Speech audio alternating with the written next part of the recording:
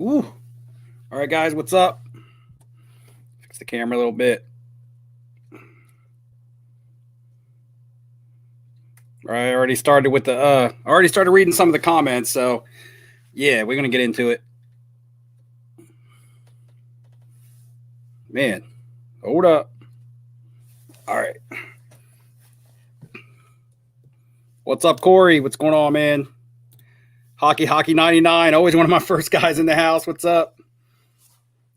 Mastradamus, what's going on? Benicio, Ed, what's going on, guys? Oh man, how about that Super Bowl? Whew. I don't even feel like the Super Bowl has happened yet because I didn't watch that much of it. I couldn't get into the game, man. It was just not much of a game. But yeah, Dave G, what's up? Michael Merlin Peck, Caesar in the house. What is going on, guys? Ben Wall, what's up? So we'll hit this StarStock question here real quick. StarStock market, is it good for selling graded cards? I'm not going to. I think that it needs to pick up. The graded cards don't move as much just because people like to get their own stuff graded and things like that. But actually, for myself on StarStock, my last 3 StarStock purchases were graded cards. I bought graded cards myself because I feel like graded cards on StarStock are a good purchase because you don't have to pay shipping. And in some cases, you can actually get PSA 10s cheaper on StarStock than you can on eBay. And it's completely the other way around with raw cards. And if I'm selling on StarStock, I don't have to worry about cheap returns where people make false claims against me and stuff. So I'm going to sell some graded stuff through StarStock. I don't know if I'm going to send them any of my slabs, but I'm going to buy and sell direct on StarStock. I'm going to buy graded and sell graded what I buy off of there. I'm just not sure if I'm going to send them anything of mine, at least not till they log my raw order, which should be getting logged anytime. Maybe it got logged today. I haven't checked. I've been busy. Just got home from work. That's why the show runs late now, guys, because I work later. We go back up. Dustin, what's going on, man? What is up? I watched your comic book video today. I think along the same lines with a lot of that stuff too. I still like the cards, and the Marvel wax stuff sealed has gone nuts tonight. I think it's selling over like $3,000 a box. The sealed 1990 Marvel Universe Series 1 stuff is like $3,000 for a sealed box now. It's getting bought up. The one of those Stan Lee cards. Actually, this Stan Lee card right here just ended at auction yesterday. Not mine, but the same card just ended at auction yesterday over $1,000 in an SGC 9.5. That's not a PSA case or a PSA 10. An SGC 9.5 of this Stan Lee ended over $1,000 at auction yesterday, which is absolutely crazy. When I bought this for myself, it was completely a PC item and not an investment. And I bought it a long time ago for like $60. I just thought it was cool to have. And now it's gotten to the point to where I almost feel like I should sell it and maybe rebuy one later when prices cool off a little bit. Jason, what's up? Justin, just getting to some of the people. Gus, E-Man in the house. There he is, my man Tony. Romo better than Aikman. Bought a score Brady. I sold a nice Brady PSA 10 Skybox rookie earlier this year, but I made pretty good turnover on it, so I'm trying to consolidate. Bravos, what's up? Harrison, Bones. All right, guys, let me get on some of these questions here. Beast Coast, thanks for that, man. Didn't have to. Like, guys, when I put up my StarStock, I just put it there. You don't have to use my name. I mean, by no means am I trying to get something out of it, but you guys get $10 no matter who you use. So, yeah, even if you wanted to use, like, your LCS owner or somebody, just capitalize on that. This is a long comment, so I'm going to bring it up to read it. On the back of that, what do you know about selling tactics on eBay? Can you give some tips and strategies on selling? It's obviously so easy to buy, but want to know about selling. One of the number one things is pictures, okay? Especially when you're in a competitive market and everybody and their brother is trying to sell their Luca Prism. What is going to make yours more appealing to the buyer. I bought a cheap $20 lighting box. It has LED lights in it. It just plugs in with a USB cable into my desktop and right into my tower. And I have a card stand that I put my cards in there. Lights them up really nice, makes them look good. If it's a shiny card like a refractor or a silver, it makes it really pop out. It's got different color backgrounds, like you can change the curtain in the background, to make to the team color or whatever, to make the card even stand out even more. And then I just crop out around the card once I take the photos. Photos are huge on eBay. Scans, sometimes you get crappy scans, unless you got a really high def scanner. But I just use my Samsung phone and take my photos in my light box, and they come out on fire. They just look good. One of the best investments I've ever made was that $20 cheap light box that I bought off Amazon. And it's gotten me a lot of, attention on my cards, when people are scrolling through multiples of the same card and looking, which one should I buy? Which buyer should I buy from? Also, sometimes, especially if you're selling a bigger item, don't be afraid to throw free shipping on there. I will see people buy cards for more money than it would be to buy another card with the shipping. So say, for instance, somebody was buying something, let's just say $50, and it was $3 to ship. That's $53 total. But I've seen people selling the same card for $55 free shipping, get the sale over somebody where $50 and free shipping, just because people see that free shipping, and just the fact and the mentality that they're getting something free will make them click that and purchase that, because they don't even feel like doing the math of what it's going to cost them to ship an item or something. They just see that free shipping, free to ship. I don't care if I'm paying $2 or $3 more for this card or not. In their head, they feel like you're getting something free. That's another tactic a lot of times you can use to get a lot more eyes on your item than someone else's. Will modern cards ever go back up again? I mean, I can't give you 100% answer. They're going, okay. Honestly, modern cards were overpriced. So the market adjustment on them coming down is just, that's what it is. Now, these guys have to win. This is the biggest problem on the young guys that are your hyped guys right now. Zion, Trey, Luka.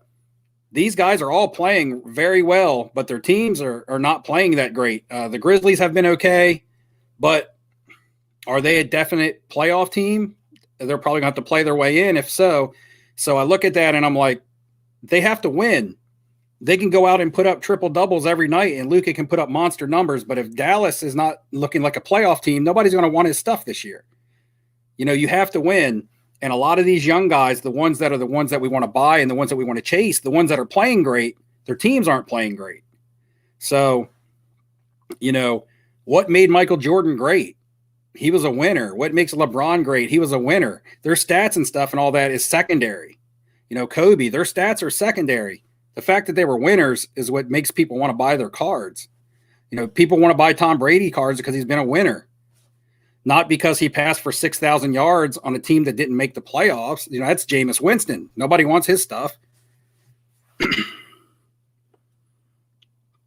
So I can see the market going up if some of these guys look like they're going to get into the playoffs. But like with Luka, until Dallas looks like a playoff team, I just don't see Luka prices hitting what they hit last year. What's this say? After acquiring an 86 Fleer Jordan and an 80 Topps Bird rookie card, what am I eyeing for my next big purchase? There's a couple things I want to buy. Some of them are further out of reach than others. I would like a nice 69 Luau Cinder. I'm just not sure what grade I'm aiming for yet. I would like something 5 or higher. So it all depends. It's going to all depend on the price point, because there's different cards that I want. I would really like a 2003 Topps Chrome LeBron and a PSA 10. That card's like $40,000 now. Now, that's not completely out of question with some things that I have that I could sell to buy that. Now, I would have to sell a couple items to buy that, but I believe that card could probably be $100,000 card in the next 6 months. So that's one that I would really like to get before it gets to that point. It's just a matter of not how much do I want to sell to buy one card? How much do I want to liquidate to buy one card? I haven't quite decided on how hard I want to go after that yet. And by the time I decide, it might be too late. So that is a card I would like. Because again, I still have lots. I showed some Top Shot flips that I made in my last video to be able to buy a Jordan and a Bird Magic. That wasn't even like 30% of what I have in Top Shot. I have about 100 more moments, and I didn't even sell my biggest stars. I still have all my Lucas, my Zions, my LeBrons, my Durants, my Currys. I didn't even sell those Top Shots yet. So I have one LeBron that's got about a market value of 30,000 on it on Top Shot right now. I could possibly sell that and put that towards a tangible card, which is my thoughts right now. And I'm not pumping Top Shot because right now, myself, I'm personally not very big on Top Shot. Stuff has gotten real expensive. Unless you got in on ground level, it's tough. And they're pumping out product and not, in my opinion, not bettering their format enough to handle the traffic that they're attracting. So just a lot of people upset on Twitter and stuff with Top Shot right now. I don't go on Twitter and blast them or anything. I just keep my thoughts to myself and, my few 70 people watching now, that's it. I don't go out and blast them on social media or anything. Why do older SGC cards have 2 numbers on them? Because they used to have a different grading system. They used to grade on a scale of 1 to 100. Sometimes you'll find an old SGC slab with just a big number out of 100. You won't even see a scale of 1 to 10 on it. Their original grading scale was 1 to 100. And, you got 92s, 94s, 98s. Then they went to both so that new people and older people, new people to the hobby or to SGC and old people to SGC understood. Now they've strictly gone with the single, 1 through 10 grade. So that's been their stages, since the beginning. They started with the big number, then they had both. Now they're just with the small number. You're going to see a lot of vintage cards, like old vintage and pre-war stuff in the old SGC slabs, with 92 and grades like that. I put in an SG or a PSA order on 10 Marvel cards. I sent it a couple days ago. I put it in at the $50 a card rate because I need to get those back before, the market cools off. I don't know how long it's going to stay hot or not. Would I buy Marvel or Impel DC boxes as more affordable tag along? I don't know. DC just seems kind of boring. They had the 3 other than Batman and Superman, they really don't offer a whole lot. Their movies tend to flop. I think Marvel is now associated with Disney. So that also, they got the Disney factor going there with Marvel. DC's just like its own thing, maybe Universal. I'm not even sure. DC's just not as big as Marvel is anymore. I don't know if any of those heroes catch on. They just don't seem like the cool heroes. They seem like your grandma and grandpa superheroes. Now, I like Superman and Batman, but other than that, it's like Aquaman. Well, he swims in the water. What's he going to do? It's like, I don't know. Maybe that's my take on it. I just don't think it's as hip. Maybe that's the word I'm looking for. Business 124, what's going on? Do I think Top Shot NBA concept will work with other sports? Well, they have to get licensed. See, the one thing about Top Shot is they are officially licensed by the NBA. That's probably the number one positive they have going for them, is that they are licensed by the NBA. The NBA hasn't started pushing it yet.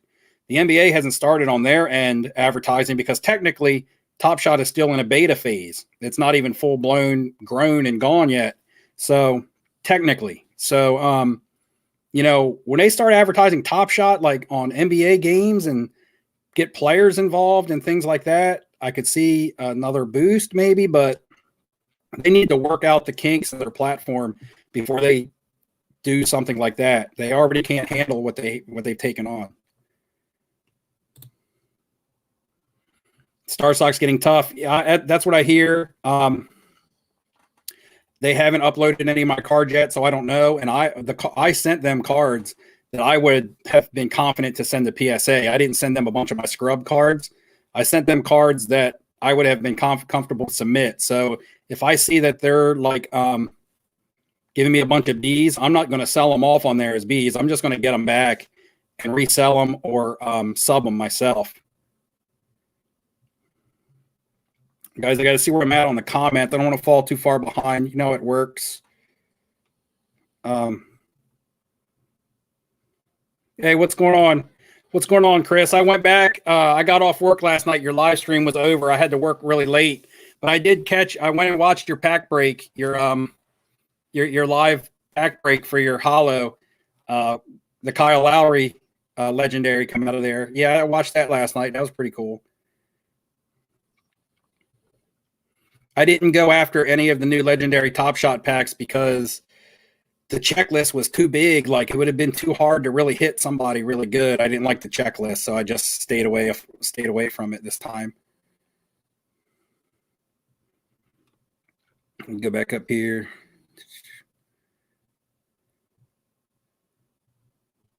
Let's see, Josh. What's up, Josh? New in the cards, looking at a Luka Prism rookie card, Beckett 9.5. The comps are everywhere, need a little help. Comps are going to be a little bit all over the place on Beckett because of the subgrades. You know, if you're looking at a true gem, it's going to get a little bit of a premium as if, you know, as opposed to a Beckett 9.5 that has a 9 on it. Or say, for instance, it has a 10 and a bunch of 9.5s. You know, now you're going to look at people paying a premium because they're going to think it's a good crack and resubmit the PSA type card. So, and BGS people kind of either love it or hate it. There is value in BGS, in my opinion. There's value in SGC. PSA is the best. Not everybody can afford PSA. So if you can't afford PSA, there's nothing wrong with buying the other grading companies that are reputable. The Luka Prism, though, that's in general, that card to me, I don't like. There's just a lot of them, and a lot of them in PSA 10s. So the fact that there's a lot of them, not only in population period, but a lot in PSA 10s is going to also make the Beckett 9.5 that less desirable because, you know, you're looking at pop reports for PSA. Now look at the pop reports for BGS and add those together. What do you get?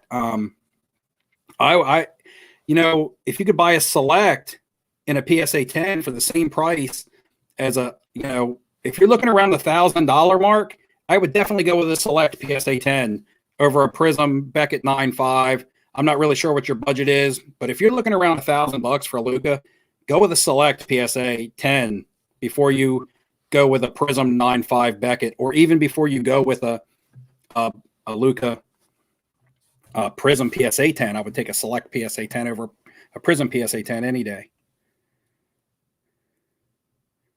LT Smash, what's up? Yamwax, I haven't gotten any rock cards. I feel like I may have missed the bus on them, especially, you know, the Miami card is untouchable. I saw a record sale, I think, on that.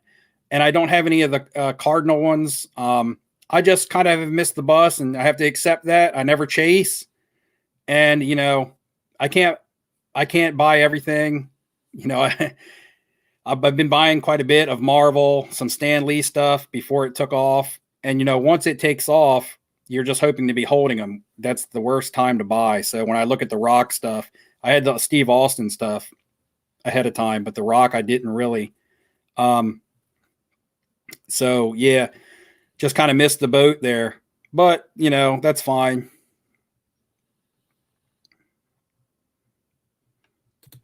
Vegas fines on those second-year Magic and Bird cards before anyone.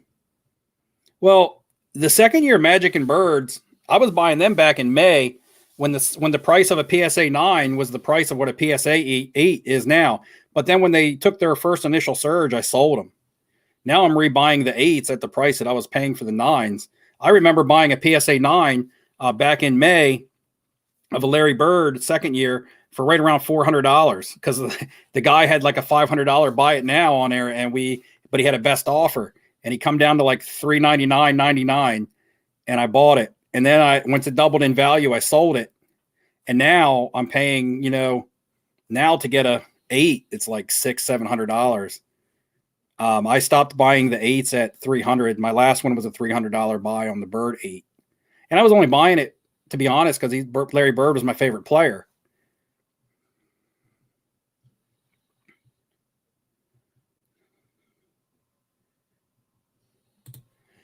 How do I organize and keep track of all my investments, whether it's quick flips or long term? I have just different grading boxes. So just real quick, like I'll have a box of slabs like this. This is all stuff that's like quick flip. I have a box of slabs. I have a box of slabs like this. This is like long term. I'll keep my SGC boxes because they're good for storage, and I'll have stuff in these boxes that's for sale right now that may currently be listed. Yeah, and they just rotate through the boxes. Like if something, you know, if I'm going to sell something, it comes out of the quick flip box and into the sale box, or it comes out of the long term and longer term stuff that I don't plan on moving for a very long time. I actually have like a fireproof Sentry box, like a safe that's fireproof, that I keep that stuff in. So, yeah, that's like the Jordan I just got and the Bird. They go in there. I did pull them out for the sake if anybody asked, but I keep them wrapped up in bubble bags. So if they ever get dropped, you know, the case is protected, doesn't crack. And then, you know, just the card in a team bag. And, yeah, just like that. And I keep those stored away, like locked up in a fireproof box. Well, it's like a safe. It's about kind of big, but not super big. And I just kind of go through it like that. I don't use like any files. I don't use like any computer programs or anything. I just do everything the old school, generic, old fashioned way. Nothing exciting.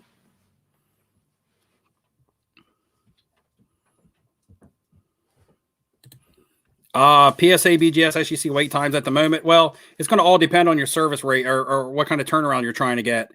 BGS, forget about it. You're going to get your stuff back, you know, never. SGC bulk orders, I'm not sure if they're open to bulk orders at the moment. And SGC only has the 2 submission levels, the bulk rate and the get my cards back quickly. They stopped taking bulk submissions around December because they wanted to get through their backlog and get caught up so that they could start actually meeting turnaround times and stuff. PSA keeps taking cards and keeps getting further and further behind. So, you know, PSA bulk rate turnarounds right now are probably around 8 months. Unless you're subbing through a group submission, you might get them a little bit quicker. The economy, which is the 20-day service, is at about 5.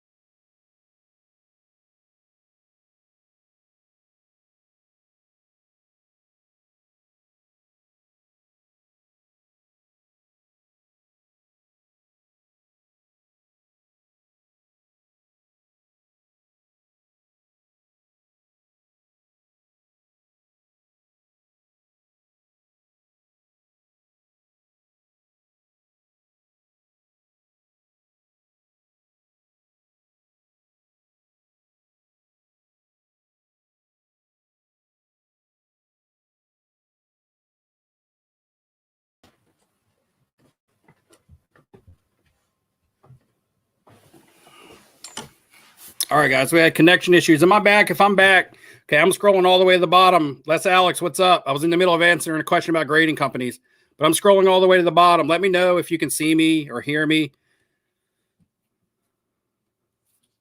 Okay, I'm back. I got a big old dog. I don't know if you can see him back here. There he goes. See it? Okay, he's going to do a crash landing. Watch. Here we go. Do it. Boom. You hear that? Anyway, he come over there a minute ago and did that next to my computer and about disconnected me with his big ass. Anyway.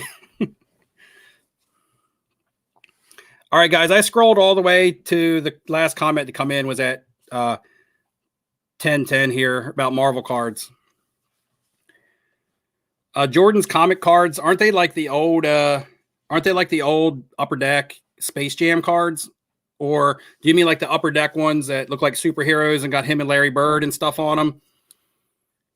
Those had a little bit of value back when all Jordan stuff was hot. But I don't think that Marvel is going to affect Michael Jordan at all. Like, Jordan stuff is hot just because it's Jordan. Like, Jordan doesn't need Marvel.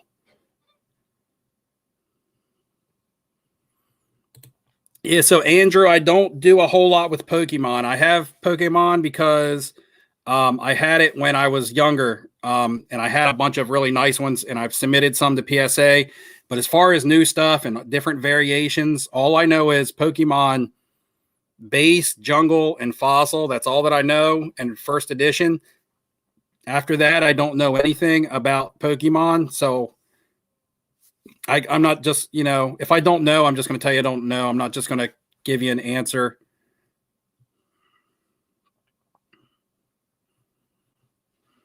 Mahomes. Okay, so Mahomes, his cards went down last year after he won the Super Bowl. So this year there'll be a good buy. There'll be a window to buy. There'll be a window to buy all these football players. Even if you have the right amount of money, there'll even be a window for you to buy Brady, believe it or not. That's just the way the market works, regardless of how good a player is or how good they've done or what they've done in that season. Once that season is over, people have, short memories, and they're already looking into the next thing. And there will be a window probably between, I would say, March. Okay, now, if the draft happens in April, NFL is going to heat up right around the draft again, and then it's going to cool off again. So you're going to have between March and the beginning of April. Then April's not a good month for the NFL because the draft spices it up. Believe me, if you don't believe me, go back and look what happened to Drew Lock and Dak Prescott prices during the draft last year when their teams drafted number one wide receivers out of college. Then around, mid-May to like July is normally the best time to buy your football, but the football market popped off really early this year because there wasn't much basketball going on. There was the bubble, but the bubble hadn't really started yet, and so people started buying NFL cards early. They messed up the whole system.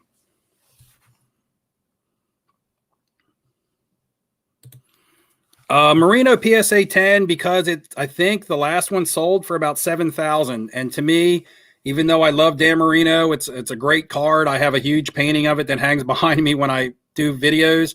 To me, it's not worth $7,000. I don't know where the resale value comes on that, and I can't just put something away as a PC item in a box at a $7,000 price point. It has to have some sort of end game on it. What's Marino going to do to make his cards go up any further? I could argue, I'll argue how great of a player he was because he was, but a $7,000 for me is too much for a Dan Marino rookie card. I would be just as happy to have a raw Dan Marino card because I would want it to keep. If I buy something for $7,000, it has to have an end game investment value to it. And I don't know how much bigger a card like that can get.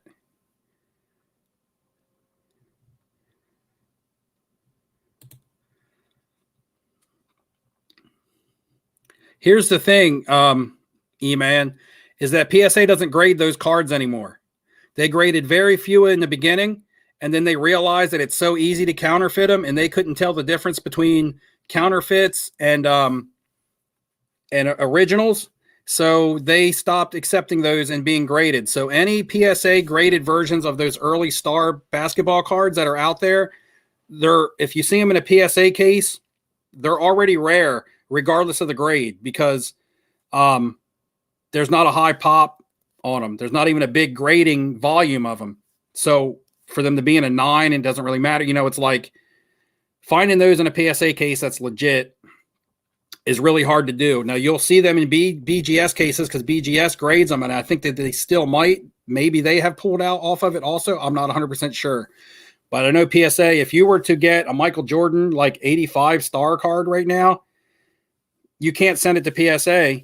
They're not going to grade it. I think that is also one thing that drives the value of the Fleer because, you know, if that star card could be graded, now you're looking at that being the Chase rookie probably, because it's an actual card that can be graded. The fact that the Fleer is gradable is what drives it even more so than, you know, cards that could be considered his actual rookies.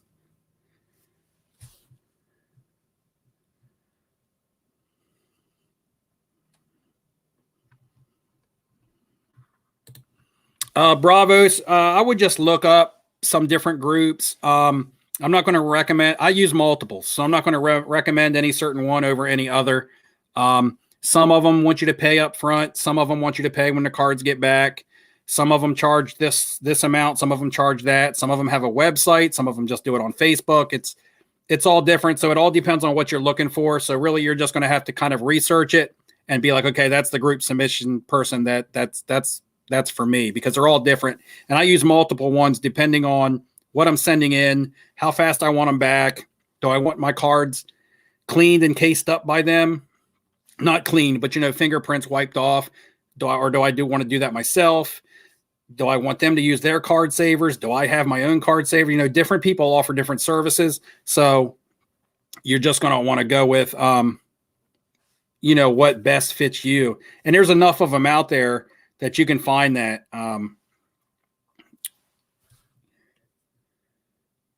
Yeah. That's a good question. I'm going to try them out just because I want to see what it's like. I don't know what kind of, I think they're already having some secondary market stuff has hit. I've seen a couple cards on eBay, but I think a lot of people have the same thought process as me as in they don't want to send their high end items there.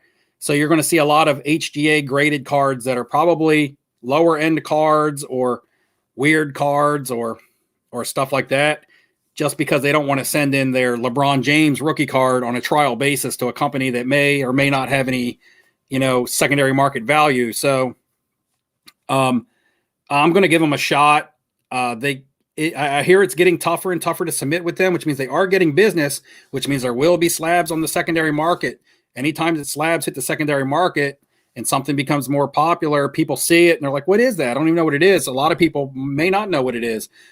It can cause growth. Yet again, they're a very small company. So how much growth can they take? Because right now they limit their submissions in order to keep their, in order to meet their turnaround times, they limit their weekly submissions. So if their weekly submissions fill up before you get your cards in, you can't submit with them that week. And you got to wait. I think every Friday, I think it renews. So, and I'm not even sure how many they can take on a weekly basis. So we'll see. It'll be a thing where people are racing to do it and people are beating each other out and getting their cards submitted, or if they go 3 or 4 days throughout the week and don't fill up. But I believe they're filling up. From what I understand, they're filling up pretty quickly now.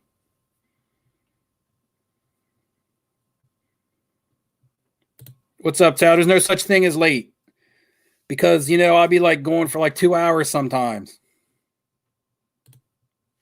Hold, Elijah. Hold that pattern. And if you want to sell your Peyton Mannings, if you got something good, you can shoot old Flippin' Steve a message, because Peyton Manning stuff, I believe, is about to get a nice little spike. It's actually a good time to get in while everybody's talking about Brady. His cards are already going up a little bit. I believe his Bowman Chrome 10s. Bowman Chrome 10 is now up over $1,000. So look for that Bowman paper. You know, Topps Chromes are getting up there. Look for that Topps base. I said Bowman paper like I'm talking about baseball, but you know what I mean. Look for the Bowman regular. If you can't afford the Chromes. Like I said, flip, ripper, skip.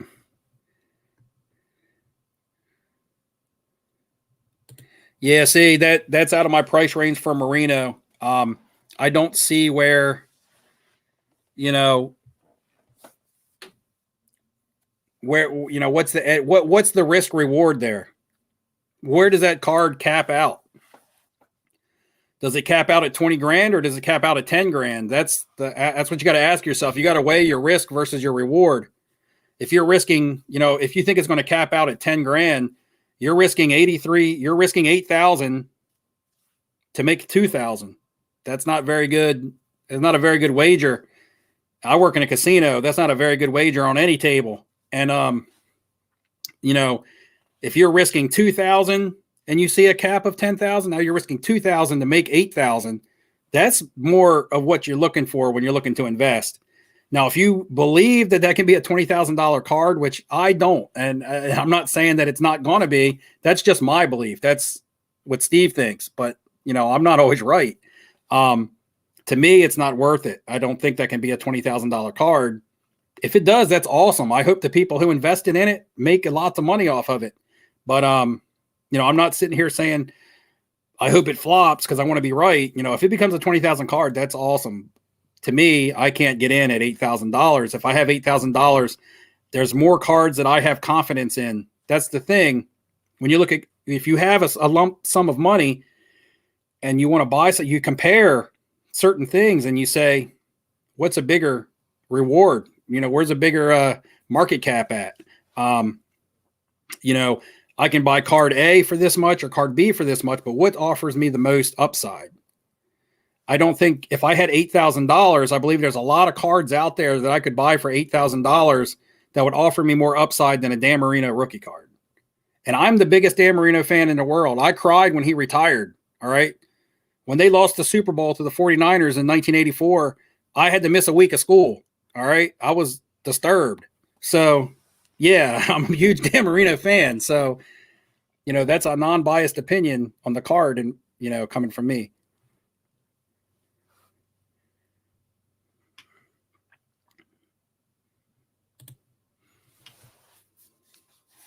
So HGA uses a high-tech 10-point computer program to grade their cards. What they do is they use an algorithm. They're taking high-tech photos and scans of graded PSA 10s and BGS 9.5s. That's what they're doing. They're taking pictures of PSA 10s and BGS 9.5s, and they're putting them in an algorithm and like comparing them to the card of yours that they're grading. And that's kind of how they that's their program system. I don't think they have like fancy lasers and stuff that come in and go over your card and Mission Impossible it and things like that. They just are using massive amounts of PSA 10 photos in comparison to the card that they're grading. That's the system right now. And I don't know how much I put into that because that's just like me taking my that would be like me taking this well shit, this LeBron James raw. Okay, this LeBron James Topps raw, like I said in my last video, and comparing it to a 9. Okay, this is a 9, this is a raw, and comparing the two and being able to tell myself what I think this is going to grade, but off of a picture, right? I don't know. This looks to me like it's at least a 9 because the centering is better than it is on this one. But, you know, I might send it to PSA and I might get a grader that broke up with his girlfriend that morning and, you know, he might be in a bad mood and be like, screw this LeBron James card. And then I'll be sitting with like a 7.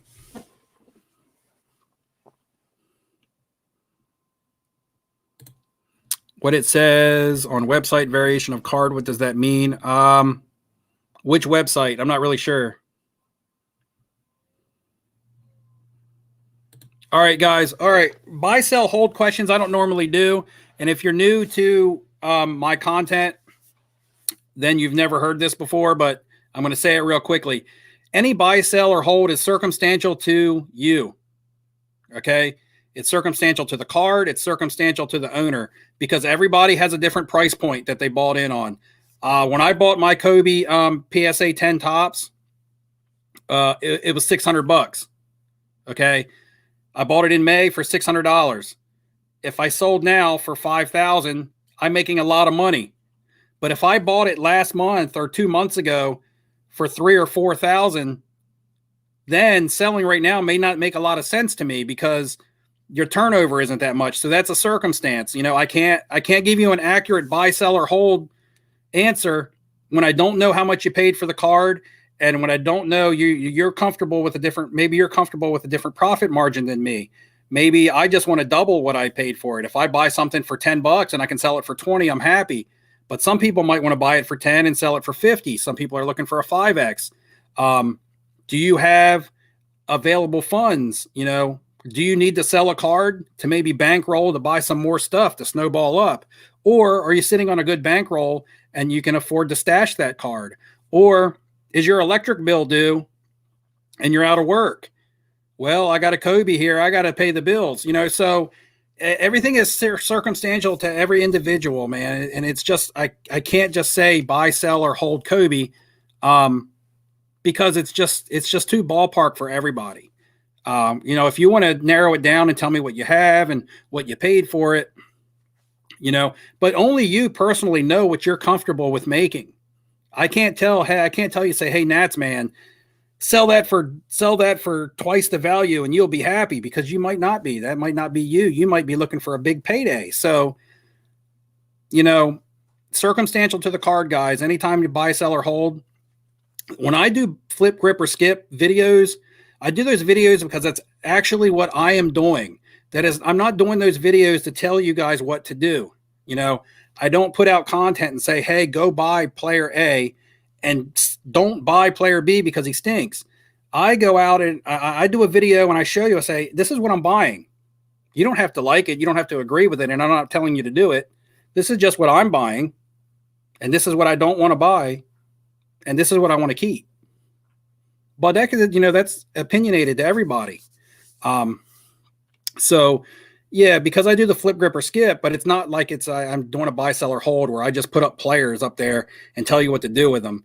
If I don't have that card or own that card or have bought that card, I will never tell somebody else to buy it, you know, because I don't tell people to do things that I'm not doing. That just wouldn't be right. That would be like using you guys as my guinea pigs. Hey, you go buy this and let me know how it works out. If it works out good, then I'm going to buy. You know, that's just not how I roll. So I hope I kind of hit your question and maybe had you thinking about it in your head to help you maybe make a decision. But I can't just come out and be like, buy Kobe, sell Kobe, hold Kobe, because it's all circumstantial to everybody and what they have going on. Disturbed, man, Disturbed, like the band. Lots of shitty PSA 10s out there. Yeah. You know, I'm really strict when I send my cards into PSA. I look at some of my cards and I'm like, man, I'm not sending that. I don't think that'll 10. And there's lots of cards I haven't submitted that I probably should have submitted, because I have lots of even 9s that I will buy off the secondary market, and I get it, and I'm like, damn, this got a 9? Now, sometimes it'll make me submit a card I wouldn't normally submit. I can't remember what card it was. Recently, I bought a card, and when I looked at the back of it, it looked a little dinged on the back. Now, it was very condition sensitive, but to me, it was graded a 9, but to me, I was more like, well, man, that's not a very tough 9. You guys have black screen again?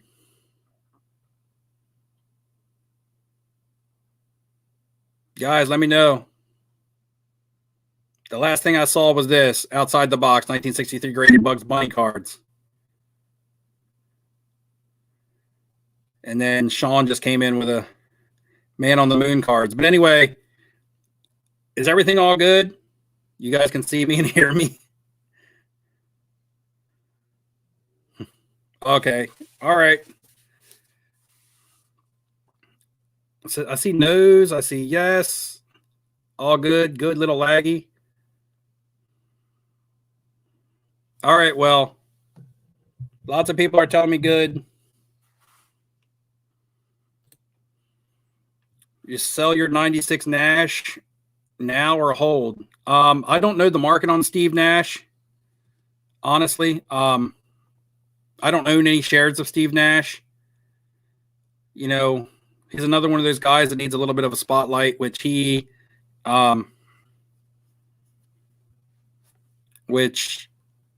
he's a coach now, but you know, when it's all said and done, and you know, 15 or 20 years from now, Is Steve Nash going to still be relevant? It just depends on how long, what your end game is. Will Steve Nash be relevant for a couple of years? Probably. But will he be relevant in 10 or 15 years? We'll be talking about more greats of the game. There's lots of Hall of Famers that don't get talked about. All right, so I just saw a comment that said, what about my question about, what about my grading question? I don't know what your grading question was, dude. D-team. Let's see. I'm scrolling up. I'm looking for it, but I don't see it. You can ask it again. Again, it's impossible for me to get to every comment, guys. I try to do as many as I can, and I go for like 2 hours, but these comments go by really quick. And by the time I answer, 10 more or 20 more have gone by. So I try. So don't feel slighted if I don't see it. Bitcoin been paying for this month's PSA sub. I don't know anything about cryptocurrency, guys. I got some NBA Top Shot stuff because I thought it was neat and it was cheap. It's not cheap anymore. So, I bought it because it was cheap, like $3, $4, Luka 3-pointer, $5. Sure, I'll buy a Luka 3-pointer for $5, but will I buy it for $500? Not me, but I'll sell it for $500. That's what I did. But I don't know about the crypto side of it. I'm stupid to crypto. I'm not going to claim that I know anything about it. I've even had people try to explain it to me a little bit, and I don't 100% really understand it. Maybe I just haven't given enough time or enough thought.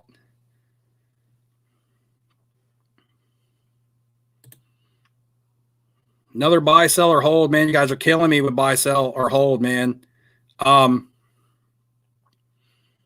don't know the price, so I'm not going to tell you to buy. I wouldn't sell. So if you have him already, hold him. He's going to be chasing 500 home runs. Wait for that.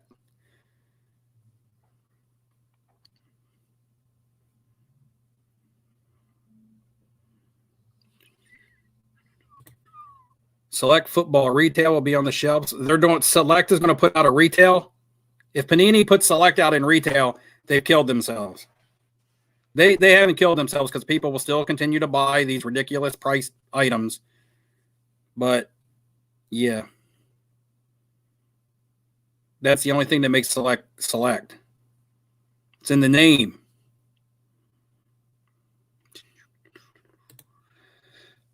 "2004 Barca Mega Cracks Messi rookie will ever reach the level of 86 Fleer Jordan across all grades?" No. I do not. Now, that's a great card, and I love soccer cards. I don't talk about soccer enough. I should probably talk about it some more. I buy soccer. I have some soccer stuff. But, Messi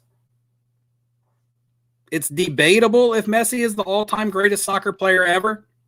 He's definitely not the most clutch when it comes to championships and World Cups and stuff. Statistically, he might be the best. People still argue that Maradona is the best. Cristiano Ronaldo is making a case for it because he just doesn't slow down ever. So, Jordan's the best. That's it, worldwide. People are starting to whisper LeBron a little bit, but that's because they're young and they don't know any better. Now, I'm not busting balls there, but I mean, Jordan's the best in any sport. He's the biggest superstar across any sport. Combine all the sports together, throw them all in a hat, and pull out one name of who is the GOAT of all sports combined, and it's Michael Jordan. Then you have your individual GOATs of each sport. Then you have the GOAT of GOATs.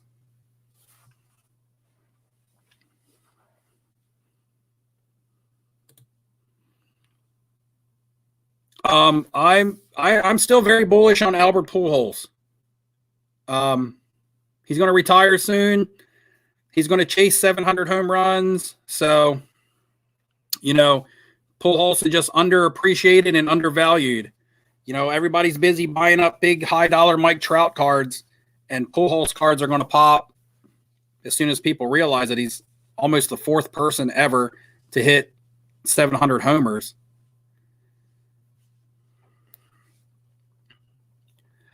I have, what Pujols cards do I have? I have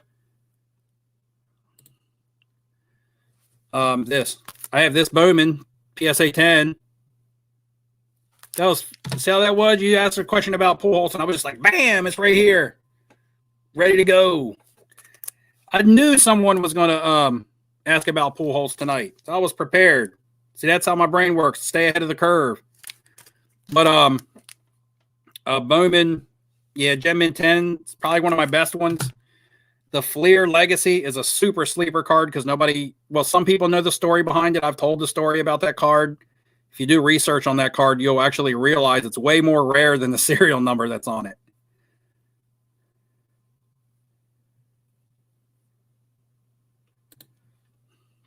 Should you buy based on what you think the player will accomplish or how much hype you think they will get? Hype drives the market more than production. Okay, popularity over production. That's just the way that it is right now. You can be a stat machine on a losing team, and then you're not getting any hype because nobody's seeing you on the big stage. You could be a stat machine and be boring, completely vanilla, and people just aren't interested in you. Tim Duncan comes to mind. He's valuable now, but it took retiring and going into the Hall of Fame for him to get popular. All of his titles and all, MVPs and stuff that he was winning when he was playing, people didn't care about it when it was happening. People care about it now because they see, oh, well, we overlooked Tim Duncan because he was boring, but he was great. So now everybody's scrambling to buy, but when it was happening, nobody cared. The Spurs were boring.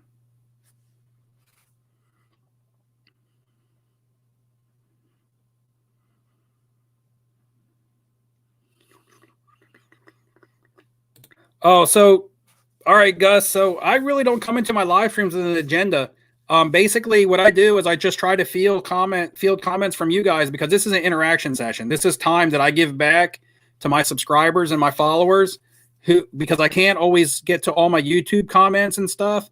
So I do this Monday night live stream just to talk with you guys and chat. And this is open to you guys. I don't come up with an agenda because then I wouldn't be able to interact and actually get to the stuff that you guys are asking me and things like that. So, if there's nothing being asked, then I'll come up with something to talk about. But this is just an interaction session, me to give back some of my time because you guys spend your time watching my videos. So I give some of my time back to you guys, when I can, just to chat and interact. And, it's what makes the hobby fun is being able to talk to people and have and agree and also have difference in opinions. And maybe you get something useful out of this, or maybe you're just bored and it's the only thing to watch. But whatever it is, it is what it is. And I just have fun doing it. So that's how I do the live streams.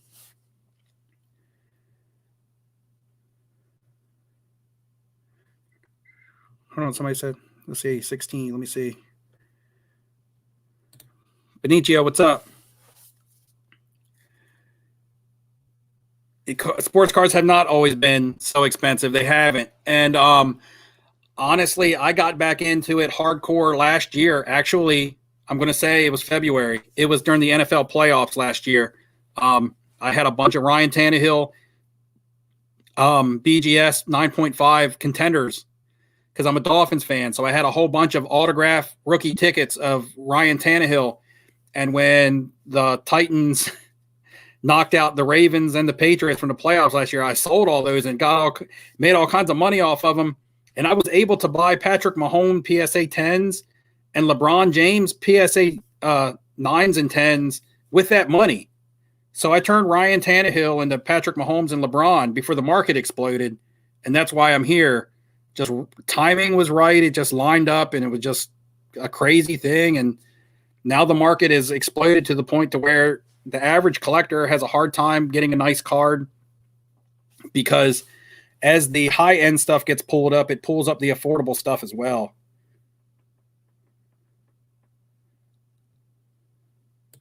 So I'm still missing his I'm still missing his question. I still didn't see your question, D-Team. Depends on condition of the card. Don't do it if you think it would get a sub 8 grade and potentially affect the perceived value. I still. Oh, okay. Would I grade a 1 of 1 low count card? What grading does Okay, what is really honestly the thing that has made grading super popular is the fact that when you're buying and selling an item that you can't actually hold and look at for yourself, and you got to put a lot of money out of your pocket, you want a sense of security of what you're buying. The internet and internet trading and eBay and things like that, which didn't exist back in the day, when you had to go to the LCS or you had to go to the card show that came to the local mall, or you had to go to the flea market and hit that guy up on the weekends, that's when graded cards didn't really matter, because you got to see what you were buying. Now, because you don't know what you're buying from someone, buying a graded card is sense of security. And that's the initial catalyst that caused graded cards to take off.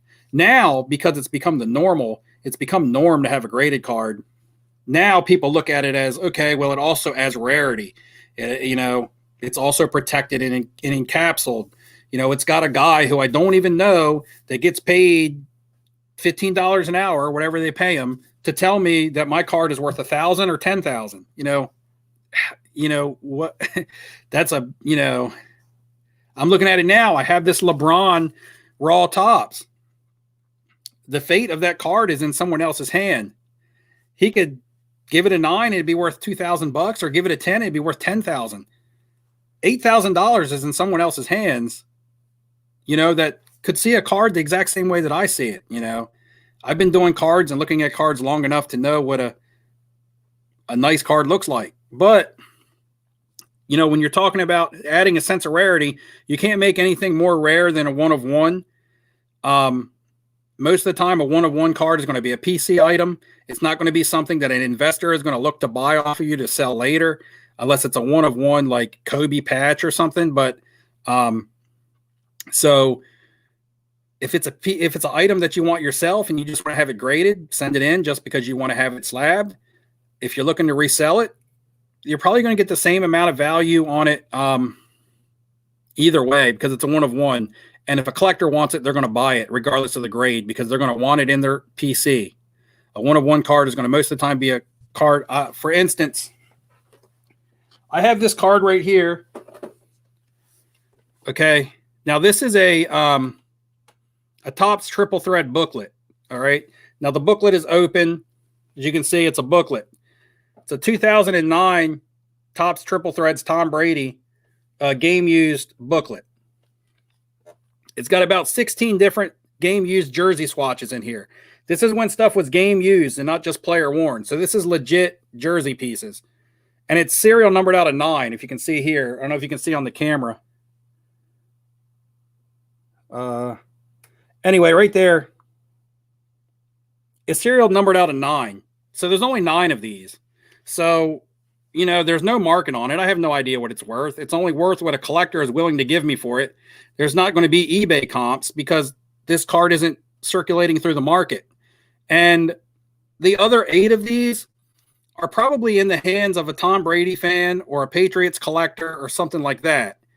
Me, I really don't care about this card because I'm not a Tom Brady fan or a Patriots collector. I just happen to have this, but I have it because I have no idea how to sell it, because it's 9 out of 9 and there's no comps. And if you put it at auction on eBay, if the right set of eyes doesn't see it, you're not going to get what you think that it's worth. So it just sits here in this plastic brick for the right buyer to come along one day, or the right person to come along one day and see this and be like, hey man, how much for that? So, when it comes to rarity and stuff like that, and I'm not going to get that Brady graded, and this thing is crispy clean. I mean, look at it. It's got that soul glow, baby, and it's nice. The book has never even been bent. The bind is completely straight.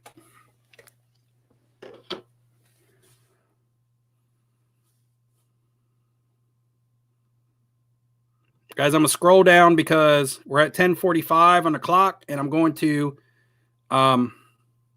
skip on down. So if I missed your question, ask it again, because I don't want to fall too far behind.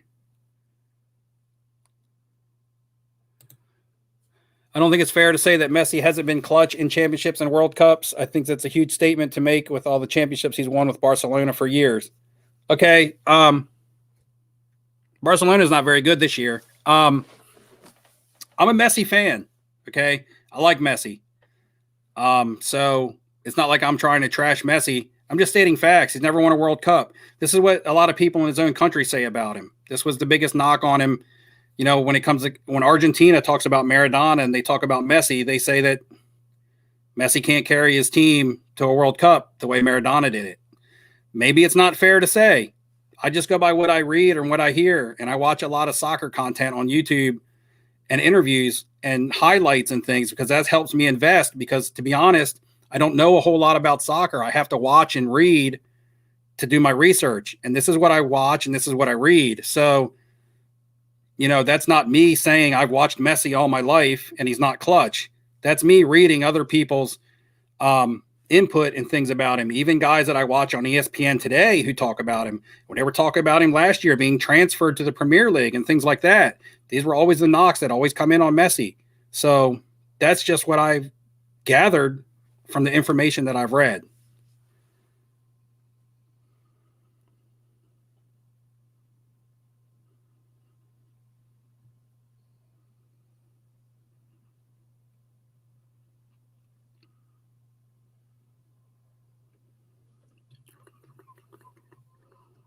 I take it you're a Messi fan, and I guess you're going to argue this with me all night.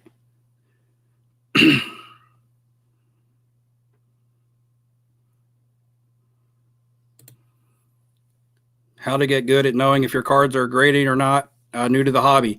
To get back to the Messi thing, because I'm not trying to argue about it, but you were comparing him to Michael Jordan, okay?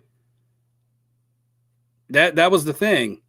Michael Jordan is 6-0 in championships.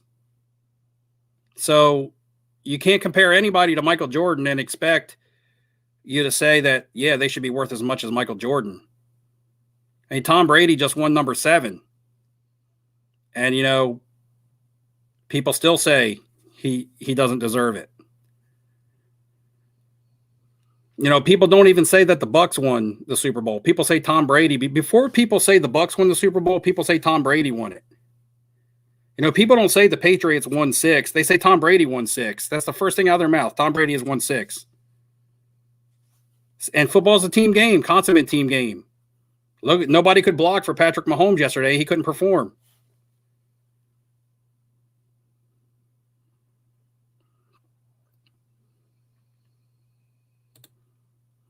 Lots of talk about investment banks starting sports card funds to the tune of hundreds of millions of dollars, expecting to see prices, very top end stuff to go bonkers. Thoughts? Well, are you talking about like the companies that buying shares and, you know, selling shares out of high end cards and stuff like that, or actual like banks? Because it's already kind of happening with the share companies, you know, that are buying these Jordan rookies, and then, you know, they're buying up all the really high end items so that they have inventory, because if they run out of inventory to sell to the people that they want to sell shares to, you know, you got to keep buying this high end stuff up. It's drying up the market. Look at the Larry Bird, Magic Johnson rookie cards. Nobody can convince me that those are not being vaulted right now. Those are being bought at extremely high prices, and then you're not seeing them anymore. I think they're being bought up and vaulted. So that's going to be the next card. You know, once the Jordans dry up and the LeBrons dry up, don't be surprised if you start seeing big sales for Larry Bird, Magic Johnson rookies and things like that. We're back to this. How to get good at knowing if your cards are worth grading or not, new to the hobby. Well, you got 4 criteria. You're going to want to look at corners, edges, surface, and centering. Now, some grading companies value certain things more over the other. If you're going with PSA, they're a little more lenient on their centering. They're very strict on their surface. PSA is real strict on their surface, even more so on their corners. Sometimes you can get away with a corner ding, especially on the back. 60-40, they will still gem. That's in their definition of a gem mint 10. 60-40 on the front, 70-30, I believe, on the back they will give you. So they're a little more lenient on their centering. SGC is not lenient anywhere. SGC offers a secondary grade, which is a 9.5. Not to be confused with BGS's 9.5, which is a gem mint. An SGC 9.5 is a mint plus. So it's actually lower than a 10, which is their gem mint. But if they find any teeny small flaw, especially on a modern card, they're going to 9.5 it. And that's why another reason why a lot of people send their stuff to PSA 10, because PSA 10 will still give you a gem 10 with a minor flaw. because they don't have a decimal system between 9 and 10. They go straight from 9 to 10. They don't skip it. So you got to really have a really good knock on the card for them to take it from a 10 to a 9. They'll still jam a card that might have a very minor flaw, whereas SGC is going to mint plus it. And that used to be a good thing because you could get that 9.5 safety net, because 9.5 in an SGC used to hold more value than a PSA 9. However, I even believe a PSA 9s now have passed SGC 9.5s, when the SGC 9.5 is technically supposed to be a better grade. But the popularity of PSA has called PSA prices across the board to just inflate, regardless of the grade. I mean, PSA 8s and stuff are inflated, are getting inflated now. Just because people want that slab. People are buying the grade and not the card. And that's all. That's what you should do for modern stuff. If you want modern cards, if you want to flip Tyler Hero, or you want to flip Colin Sexton, or you want to flip, these young players, you want PSA 10s. People are buying PSA 10s. They're not buying the card. But these older cards where the condition really, really, really matters on them, and it's very noticeable on them, that's when you're going to buy the card and not the grade.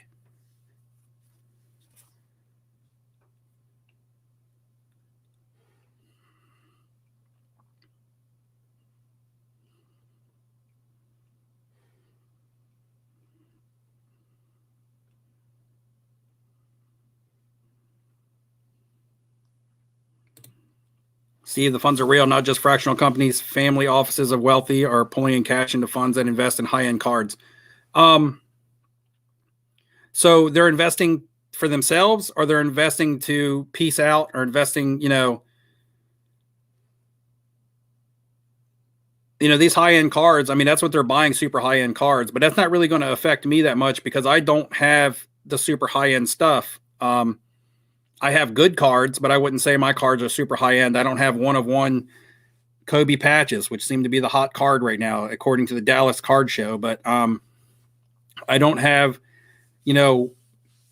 auto relic RPAs of LeBron, those cards that were breaking records last year. The select few people have those. So that's going to benefit the select few. And I know I know the rise of the market is supposed to raise everything, but if something doesn't have some sort of rarity to it, it'll never cross a certain threshold. It just won't. People will never pay that much for a base card unless it's like an iconic card like the Jordan. But that's because that's all Jordan had when it came to a rookie card. He didn't have, 25 different rookie cards from this product, this product, this product, this product, this parallel, this parallel, this parallel. He just had the iconic image of the dunk on the rookie card.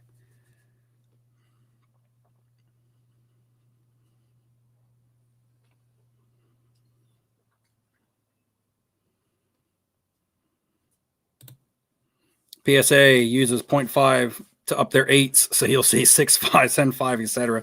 Yeah, they use the 0.5 scale 9 and below. 8.5s and stuff. People don't even really, I don't even think like PSA 8.5s draw much of a premium over 8s. I just honestly don't think people like decimal grading. That's one of the biggest knocks on BGS is people don't like a 9.5. People like to see that 10 on there. 10 just looks good. 9.5 makes it look imperfect. It makes it look like, well, it's almost a 10. Regardless if the words say gem mint or not, you got to get out a little microscope or a little magnifying glass to read the words gem mint. But that big old 10 or that big old 9.5, that's right there for you to see on that Beckett slab. So, what do people always say in the Olympics? Perfect 10. You know what I mean? People don't say perfect 9.5. 9.5. But it's just not as appealing. And I think that'll be one of the bigger downfalls of the new CGC grading. I'm going to try them out, especially for my Marvel cards, because that'll give me something to try them out on that I'm not heavily invested in, as far as I don't have a lot of money into my Marvel cards. I have a ton of Marvel cards because I got 2 gigantic binders from the comic book shop for $100. But some of the stuff I'm going to send in, like there's like a Green Goblin Impel. There's like a Spider-Man. looking crispy. Deadpool, Marvel Metal, like some of this stuff, this Carnage stuff that I think is going to take off when the movie comes out. But I might send some of these Marvel Metal cards to CGC, like this Venom, this Spider-Man, just because I'm not heavily invested in them, so I don't really care what the resale value is, and just to test them out. But they hired like the head grader from Beckett to take over their grading department for cards. So they went with the whole 9.5 system as being their gem min again. So again, I believe that's going to be a slight turnoff to the majority. You're always going to have some people that do prefer it, but the majority is going to just like they'd like to see the 10. What? What's this? 4K? What's that? That's not a price. Is that a price of maybe? Are we talking? We're not talking about Impel wax, are we? sealed comic wax, are we? I saw them going up over 3,000 tonight. I've been looking at these Trigger Finger, the 85 Air Jordan promo card. It's hot. The problem is it's just a big card. It looks like more of a novelty item as opposed to being a card. I mean, technically it's a card, but it looks like a postcard. It's just big. People like tradition. People like their normal cards, you know. They like it to be able to, they like to be able to stack the PSA cases on top of each other. You know, that's, you know, let's be real. One of the knocks on Beckett is that their slabs don't stack good. So, I mean, people like to be able to stack their cards.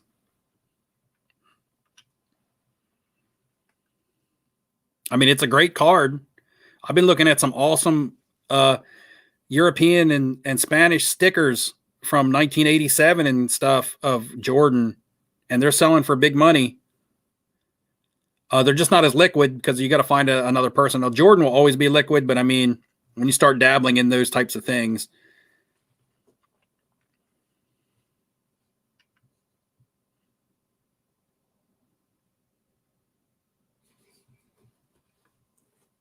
Hold on, where are we going? Yeah, I think people see the BGS or SGC 9.5 and know that there is then a flaw. Otherwise, it would be a 10. With PSA, there could be a minor flaw with a 10. Yeah. Yeah, the PSA 10, I've sent orders to, I use PSA for the majority because I have to get my most valuable, but I have sent some orders to SGC. And I know not everybody agrees with this, but I can tell you SGC 10 is harder to get. SGC 10 is harder to get than PSA 10.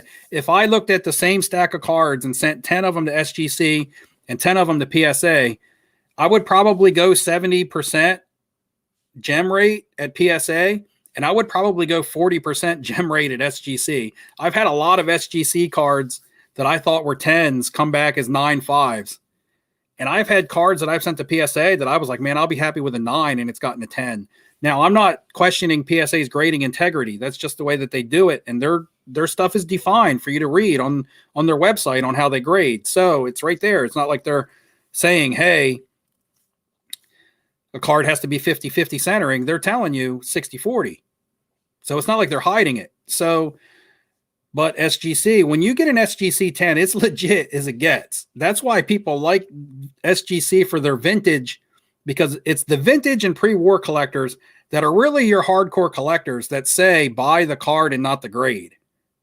And they know that when they get in an SGC and a high grade, that it's legit.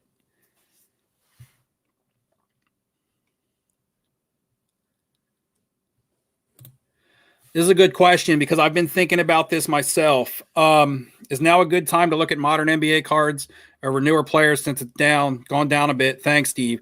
I do want to start buying some modern, but what I touched on earlier is what makes it tough. Modern is down because there was so much hype and they were overpriced, so it's a market correction. And like I said, the reason they're not going up is because the players aren't winning. The desirable players aren't winning. The guys that people want to buy Trey. We've seen it. We saw his prices spike before the season started. People want to buy Trey Young.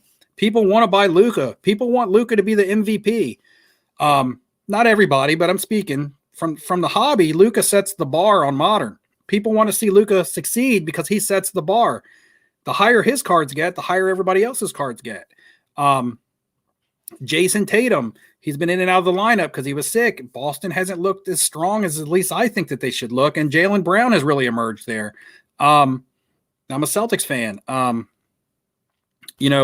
Zion is played awesome. There's no way around the fact that Zion has been hands down a factor this year. And John Morant has been exciting. His numbers haven't been as gaudy. He blew up for like 40 plus points night one and his stuff went haywire, but he hasn't seen, when you score 45 points or whatever it was on night one and your cards go up to 45 points a night, it's hard to sustain that. When you start scoring like 19 and 16, people all of a sudden look at you and be like, man, what's wrong with John Morant? There's nothing wrong with him. He just popped off for 45, but he's not going to average that. So, these guys are playing well, but their teams aren't playing very well. And what makes teams popular, getting in the playoffs. People who were in the bubble last year, their cards went crazy because they were in the bubble. The players who weren't in the bubble, even if they were great players, they didn't get any value. They didn't see any love. And people are already seeing that. They're being like, these teams are bad. I don't want to invest in them now because when are they going to go up? If they're not going to go up due to performance, because if they're going up due to performance, they'd already be going up because these guys are performing. Now people are like, well, they're not winning and they're not going to win. So I'm not going to buy because they're not winning. And I don't think they're going to win. They're not generating any hype for their team. If Dallas all of a sudden went on like a 10-game winning streak and Porzingis could actually stay in the lineup and do something, score 25 points, and Dallas got hot, then people would be like, okay, here we go. Dallas is getting hot. Luka's going to the playoffs, and then you're going to see him raise. But until that happens, I don't see a spike in modern happening, and it might just not happen because none of those players may be bound for the playoffs. And it's crazy to say that because they're all the guys that the market is built around right now. You have your mid-level, or not mid-level, but mid-age players that are young veterans. You have Giannis, and you have Anthony Davis, and you have Kawhi. I would see those guys gaining value first. Normally, it's the other way around. Those guys actually did start gaining value second, so it wasn't the other way around. But those guys are on winning teams. Those teams are winning. The Bucks aren't playing bad. They could be doing better, but Giannis is starting to beast. The Clippers are good. The Lakers are good. So those players, if those are the players that are cheaper right now, I would more so look into their cards based on my budget. Guys, I'm going to scroll down, try to catch up. It's 11:04, and this comment was from 10:58. So I'm going to go up a couple minutes. If I miss your comment, feel free to put it in again. When looking at prices of Topps and Topps Chrome, how do we compare them to Prism? Like, is a $1,500 Topps rookie of a player also worth $1,500 if it was a Prism of the same player? Let's see. So, okay, I'm having a hard time. Maybe I'm dumb. I'm having a hard time understanding the question here. Like, if a $1,500 Topps rookie of a player is also worth $1,500 if it was a Prism of the same player. Well, you're not going to have a Topps and a Prism rookie of the same player because once Panini acquired the NBA license, Topps was no longer making cards. So you're not going to be able to have a Topps Chrome and a Prism rookie of the same person. That's why you don't have a 2003 Prism LeBron, but you have a Topps Chrome. And that's why you don't have a 2007 Prism of Durant or anything like that. And you don't have a, 2020 or 2018 Topps Luka, Topps Chrome Luka. You have Prism because the licenses are with Panini now, not Topps. So I don't know if you can compare. Yeah, I don't know. Maybe I'm not answering your question correctly. Maybe I don't understand how it's worded.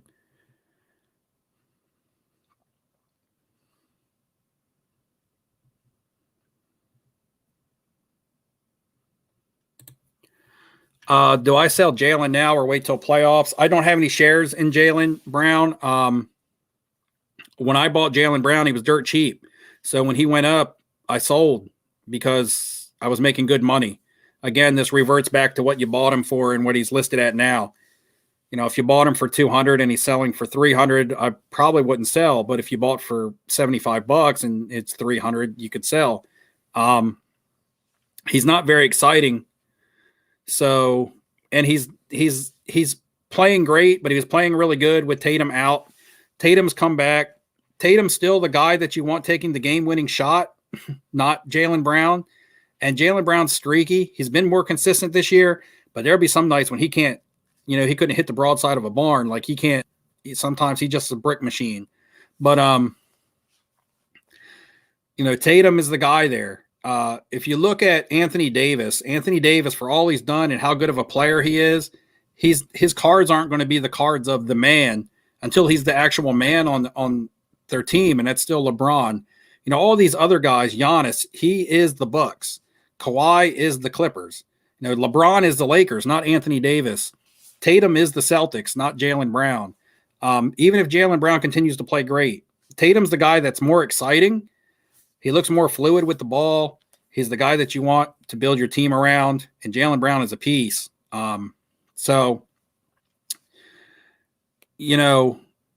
It's hard to invest in multiple players on the same team because you're talking about being a star and you're talking about being a superstar, and there's a difference.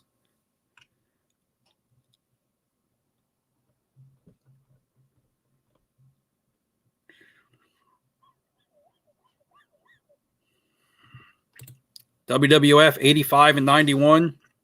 Which cards are good out of those 85 and 91s? Traded a PSA 9 Shaq rookie for a raw KD Topps rookie. Which Shaq? And Trae Young Prism rookie card raw. Both are in great condition. Good trade in your opinion. Which Shaq? A PSA 9 Shaq of? That's going to be a big determining factor. And which KD Topps did you get? Did you get the white or did you get the black or the orange multiple things in there.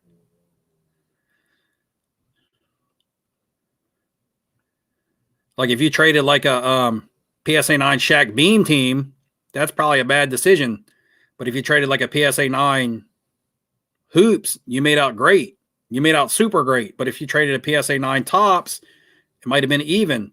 So, it all depends.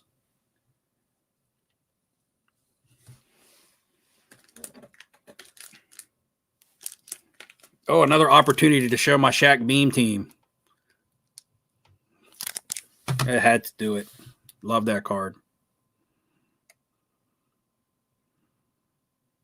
Oh, okay, here's what you're saying. If Kobe was a modern Prism rookie, would his prices be the same? So you mean if... Well, there's multiple things that make Kobe's cards worth money, not just the brand that the card is in. Topps Chrome just happens to be the premium brand from that year. There's no players playing today other than LeBron that are on Kobe's level. So you can't compare him to say if he was a modern player, Yeah, I mean, he would be because look at the price of Giannis prisms. Giannis prisms are almost $4,000. So a Kobe prism, Topps base of Kobe are worth that much. So, the older a card is, also the harder it is to grade. Technology was different. Manufacturing was different. Quality control was different. Now,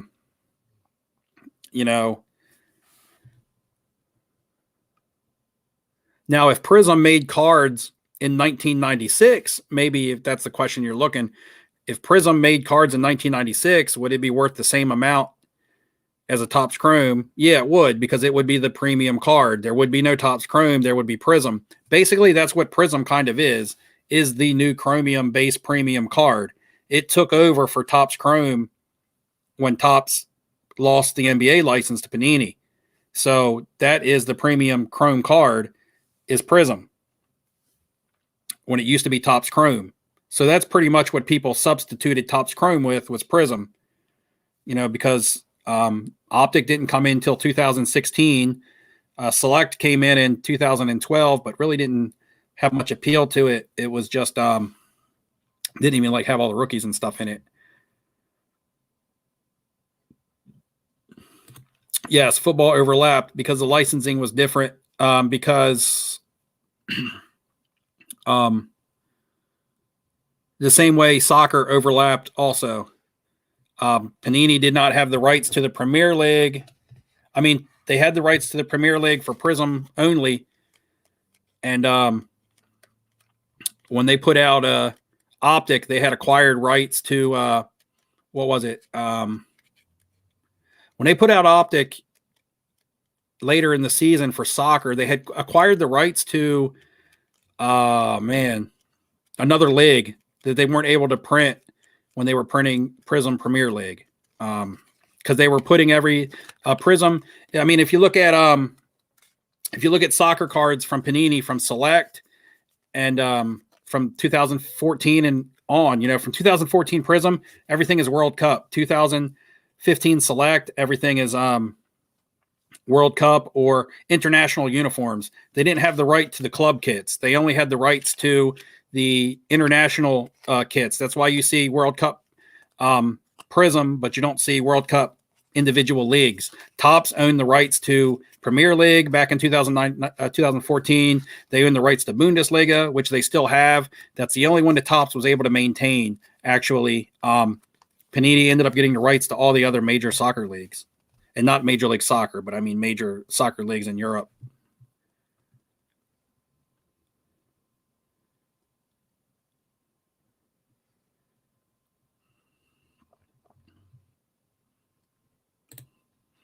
Looking forward to picking up those Select Football QB1 XRC redemptions coming up in March. Got to be ready to pick up my Trevor Select rookies. I bought one box from Panini last year, and it was a first off the line Select football box at Dutch auction back when stuff was back when you were still able to buy stuff. And I pulled QB3 XRC out of that, and I redeemed it and got Justin Herbert this year. And I sold it for a lot of money raw. Didn't even get it graded. Yeah, at the time that I pulled QB3, I was like, dang, I was like, maybe Tua will fall to number 3. Maybe Miami will take Herbert or something. I thought maybe I was hoping something crazy would happen because I knew I was going to get Herbert at QB3, but he ended up being the one that you wanted anyway.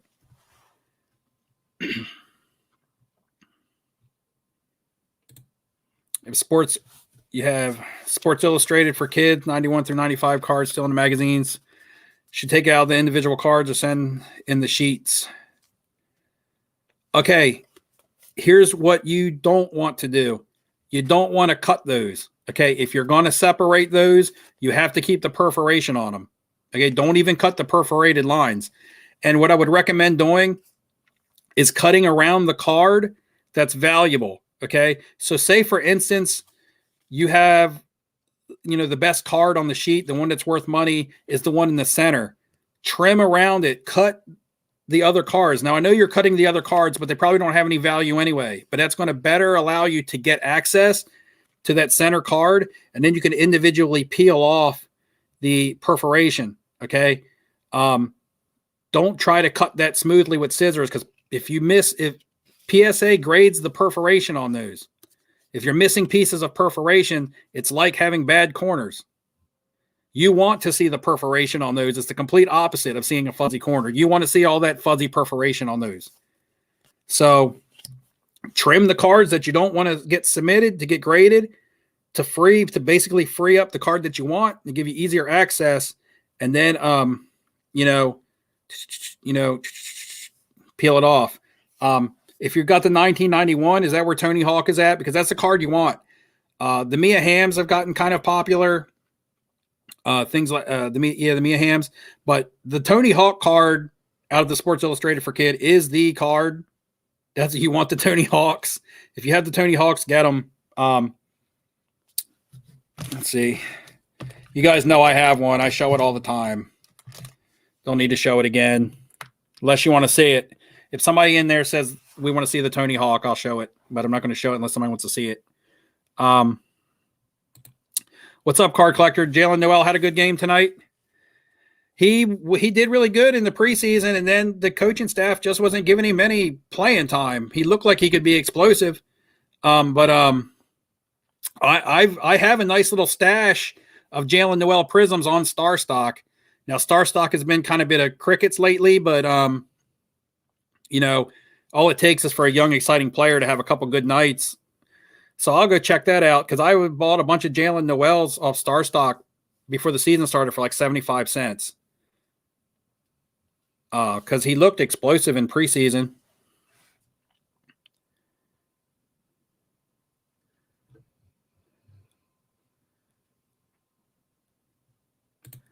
How can you tell the real price of some older cards like Mickey Mantle and Griffey Jr.?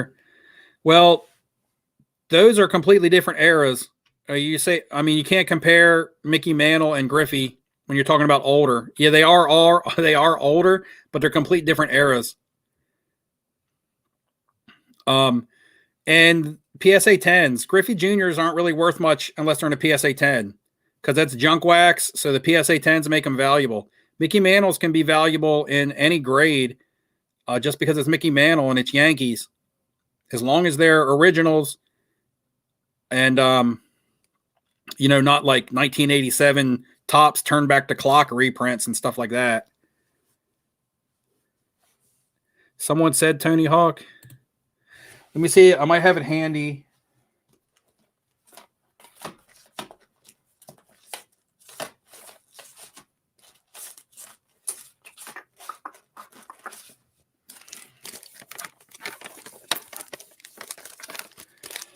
I think I have it handy somewhere.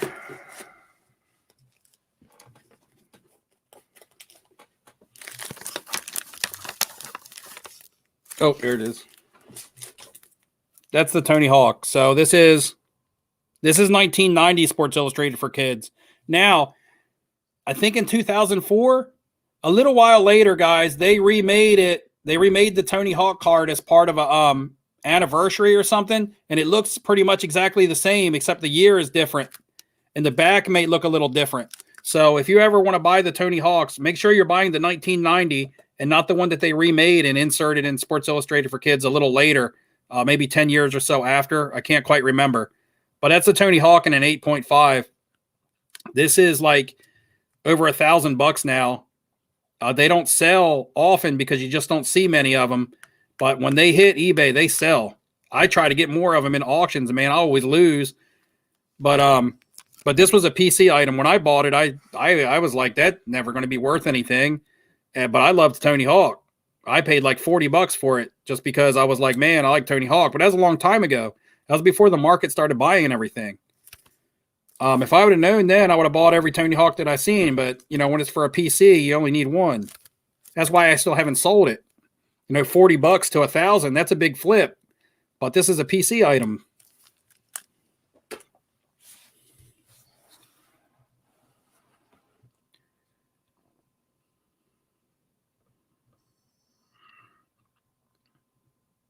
Tom Hanks card. Don't have any Tom Hanks cards. Got to get that Forrest Gump first edition.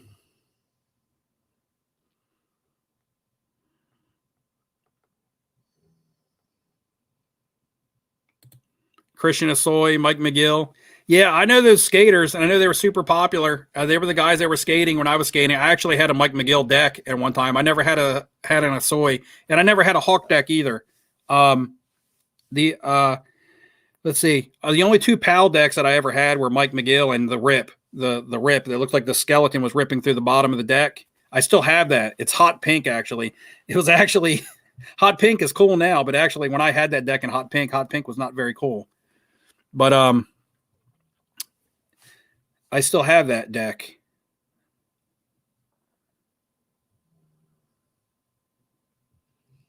Jalen Noel cards were 75 cents on StarStock preseason. So was Quindary Witherspoon. I was buying Jalen Noel and Quindary Witherspoon, 75 cents.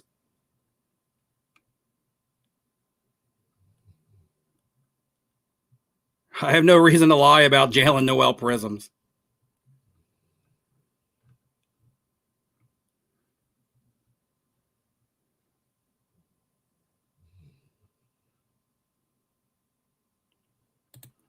NBA sticker rookies of great players.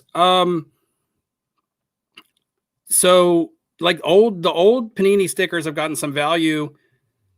I'm not really sure. There's some cool looking Jokic ones. Now, I'm not sure how far back they go with Panini on basketball stickers. I know that there's a Jokic sticker and there's a Luka sticker.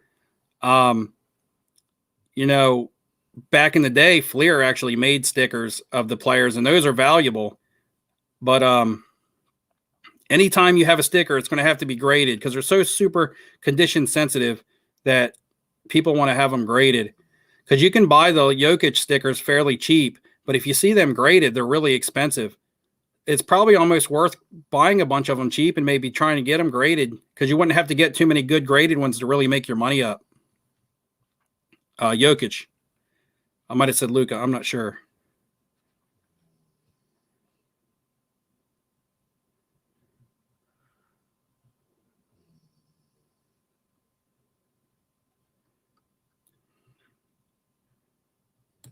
I saw a Bernie Sanders card, but I don't really know much about it. I wasn't even sure if it was a real card or if it was like a Photoshop joke or what it was.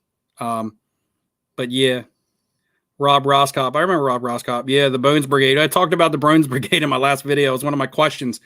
Not well, 2 videos ago. If you guys didn't watch that video, there's a video where I was talking about I went to an LCS that I didn't even know it was around. It's about 35 to 40 minutes away, but I didn't even know it was there. But I was really going for the comic book shop to buy some Marvel cards. I did a video on that, and in that video, I'm giving away the Kylian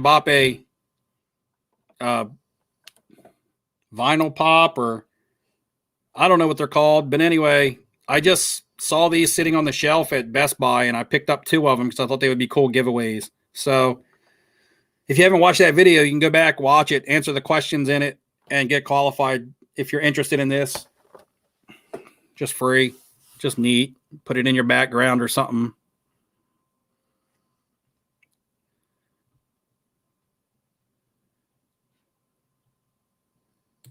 Just watch the eBay sale of Magic second year PSA 10. Good Lord. I didn't even know that was listed. I didn't check it out.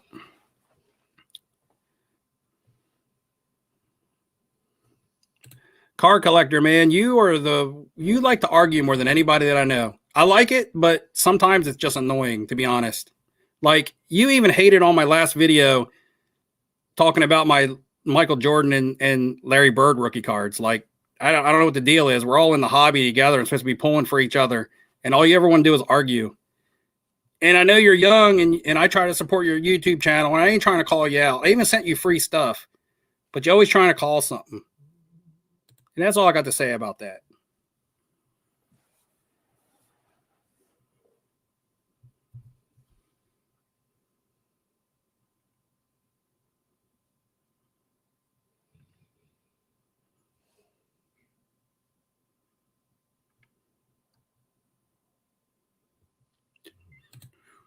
PSA is now grading those Funko Pop things. Oh yeah, I saw that on the website. I go on there every day to try to check my most recent order that never moves. Those ones on the website, though, those pictures that they have up there, those are like autographed and stuff. Some of them do. They look pretty cool. I don't have any other Funko Pops. I might have a couple because I used to get Loot Crate, which was a subscription box. I used to get that a long time ago, so I have some stuff that used to come in those Loot Crates. This T-shirt might actually came in there. This Goonies T-shirt, I can't remember, but I think it might have. But anyway, but yeah, that might be all that I have. I just thought the Mbappe's, I'd never seen them, so I thought they were neat. And the ones on the PSA website look awesome. Like they got autographs and stuff on them.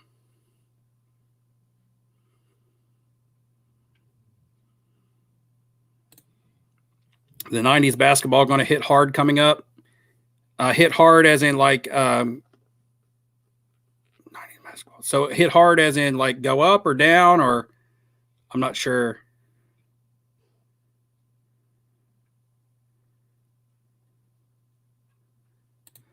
Looking forward to this week's Flip Grip or Skip. To be honest, I haven't done a Flip Grip or Skip maybe in 2 weeks.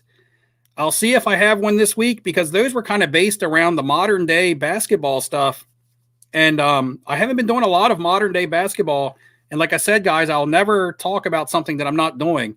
So I'm not going to go up and do a Flip Grip or Skip and say, oh, Darius Garland, Darius Baisley, Darius Miller. I don't even know that guy exists. But anyway, I'm not just going to go up there and say a bunch of names unless I can actually show you that I am buying them, And to be honest, I haven't bought a whole lot of modern basketball. I have a lot, and I just feel at some point I got to move some of what I have, and I don't want to move while it's down. That would be the worst time to try to move it. The best time to buy it, but because I already am back stocked on a lot of it, it's hard to take more in. I just fall further and further behind on trying to sell stuff because I can't even keep up with my sales because I do all my own listing and all my own shipping, and I got a full-time job and all that stuff. I might list 5 or 6 cards a week and let it go. I might go a week where I don't list anything just based on what I do. I'm going to a card shop. It's about an hour and a half away tomorrow, a different card shop. And I'm going to try to move some of my small items and liquidate down or consolidate down. Like I have a bunch of lower end stuff that a shop would like to have because they can sell it to people who don't necessarily have huge budgets. Like Juan Soto, PSA 10, budget cards. I'm in the wrong box. I got a big old box of basketball here. Nobody wants to see what's in that. It's modern basketball. That's not exciting.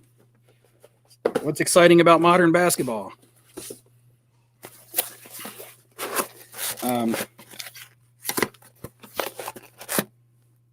Just I want to sell off this kind of low end stuff, like Archive PSA 10 Sotos or Archive Acunas. I mean, these are 10s that somebody would like to have in their shop to sell off, at around $75 or so. But I just want to move, that small stuff so I don't have to deal with it that much anymore and get consolidated into some bigger cards. It's easier to handle. I have a bunch of baseball product, man.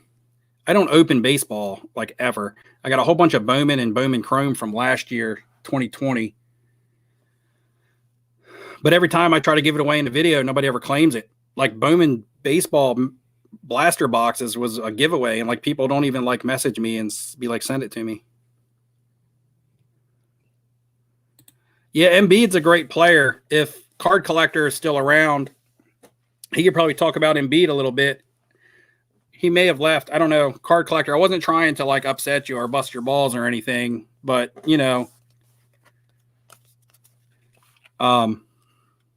but yeah, he's a Sixers fan. And why do I know he's a Sixers fan? Because believe it or not, I care about my subscribers and I try to pay attention. So I know the Card Collector is a Sixers fan, but he could probably tell you about Embiid also. I just thought that there was a little bit I thought Embiid was just too underpriced in comparison to the cards surrounding him, the other prisms of the other players. When Jokic is sitting at $1,200 for a prism PSA 10, and at the time, now maybe not now, Embiid was sitting at $400. That's crazy difference. I'm not saying Embiid should be $1,200 like Jokic, but $800 seems a little more reasonable to me. Now, whether or not that has happened, I'm not sure. I don't know the recent market as of this week, and I know stuff changes so quickly that if you go a week without looking, you may not know. But I've been going through so many Marvel cards because I bought that big collection or that big lot of them that I haven't done a lot of VA stuff. Billy, I'm waiting for them to upload my cards. I haven't done much on StarStock in the last couple of weeks because I was doing a lot of just buying off of StarStock and reselling onto StarStock. But I just haven't been moving anything because StarStock A's are too expensive to buy and flip at this point, and to make any good money. And my cards haven't been uploaded. Once my cards get uploaded, I'm going to sell them. And I don't even know what my submissions are going to look like. So StarStock had their first PSA submission return, and they did a 40% gem rate, I believe. They hit pretty good on their 9s, and that's all they ever. They don't even really guarantee it, but that's all they ever really claimed, was that they were at least a 9. So I don't think they did bad. Now, for the price that some people were buying raw cards for off there, they may not be happy with the fact that their card might have got a PSA 9, but that's because they were overpaying for a card that they never even got to look at themselves. StarStock A's were always overpriced, in my opinion. Should they be slightly above eBay Raw? Yes, they should, because you are getting a little bit of a third-party opinion and a little bit of sense of security, and you're not going to get a scratched-up Surface card that you might get if you bought off eBay. But at the price that they were selling, StarStock A's were selling for more than PSA 9s in a lot of instances, and that, to me, was just mind-blowing. I guess we're probably talking about Donovan Mitchell. Yeah, I don't know what's up with Donovan Mitchell. The same story with Mitchell last year.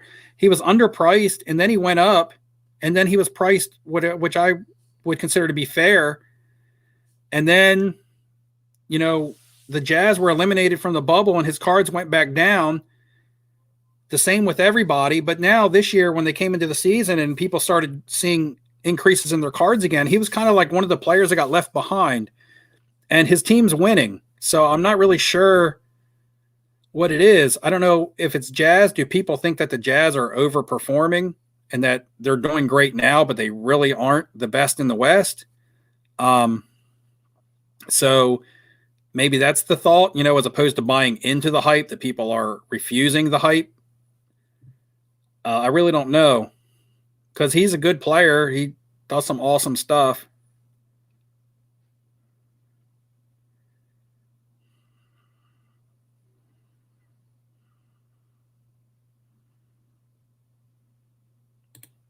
Yeah, what is up with DeAndre Hunter? He was playing great.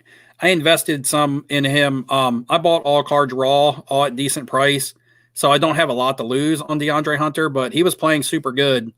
And then I just saw one night he left the game early. Maybe he is having surgery. That's a bummer. I mean, that comes with the territory. So, it's bound to be injuries and things. That's the unpredictable. That's the hardest part about the market, is freak injuries.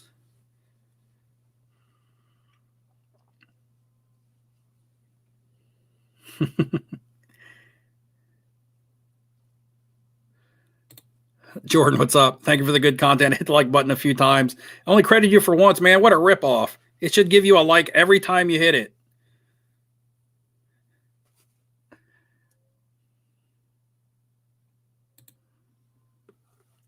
Listening to him make you lose faith in all modern basketball. I don't think I've dissed modern basketball that much. I actually want to buy, but I mean, it depends on how long you want to hold, because these guys need to win and you get into the playoffs.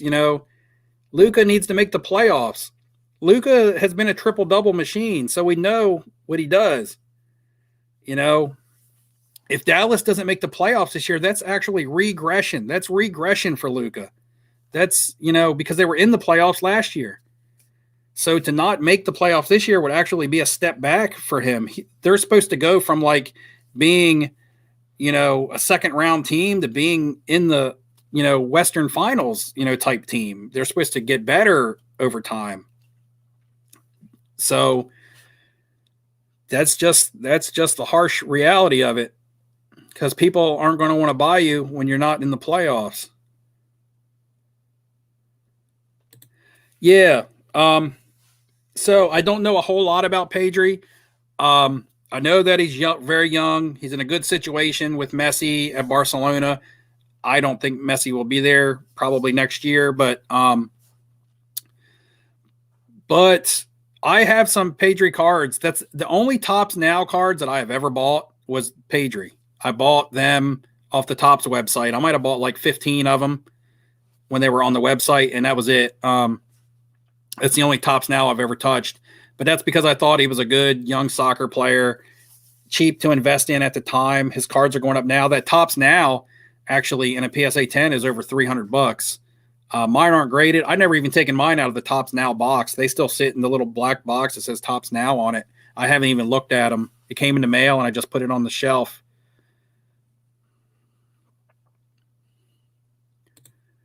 I bought some baseball on StarStock, but mainly graded. And that's all I really thought about. That's all I really want to probably do with a lot of baseball this year is to just buy it off StarStock already graded. I don't want to buy StarStock A's in baseball. I just want to buy some slabs if they can come in at a good price and resell them without having to get them here and deal with the hassle of shipping them back out. I honestly don't do a lot with baseball because baseball is very hard to prospect because players have to go through so many developmental systems. You know, you have all the A ball, triple A, double A, different classes. And it's really hard to prospect in baseball. Not as many people make it. The draft is huge. The draft doesn't even necessarily mean anything. You know, with the NFL, if you're a first-round draft pick, you're pretty much thrown right into the starting lineup. In the NBA, if you're a lottery pick, man, you're coming in and you're getting a lot of playing time. You know, if you're the first pick of the Major League Baseball draft, you still may not see a major league field, you know, for years. So with baseball, it's tough. A lot of people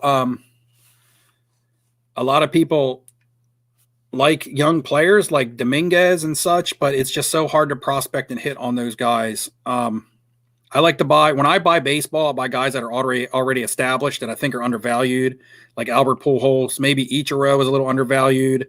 Miguel Cabrera is undervalued, but these are guys who have legacies that are concreted already, but they're undervalued. So I believe that there's a potential for them.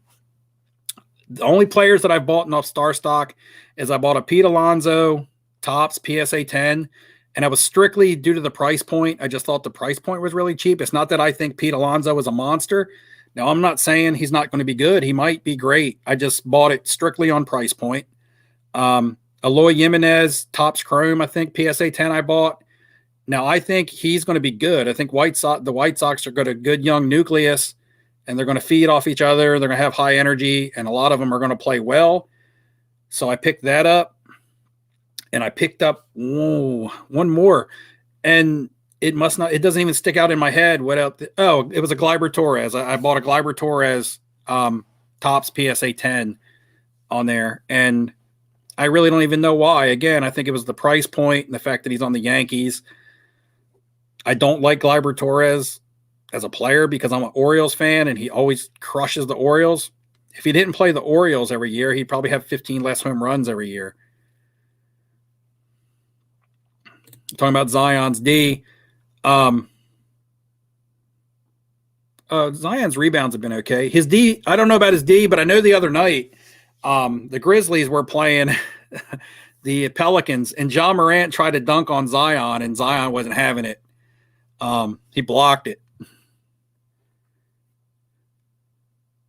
I thought that game the other night, the Pelicans and the Grizzlies, was going to maybe spark something in the cards because you had Ja and Zion going at each other, and who was going to get the upper hand. I think Zion led the Pelicans in scoring that night with like 29.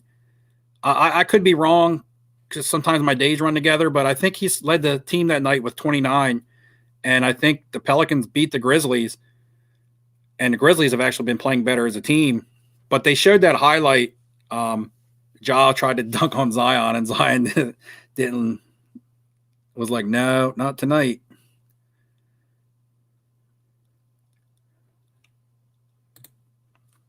Is he any good? I mean, he's a Major League Baseball player. Does he have investment potential? A little bit for the right price point.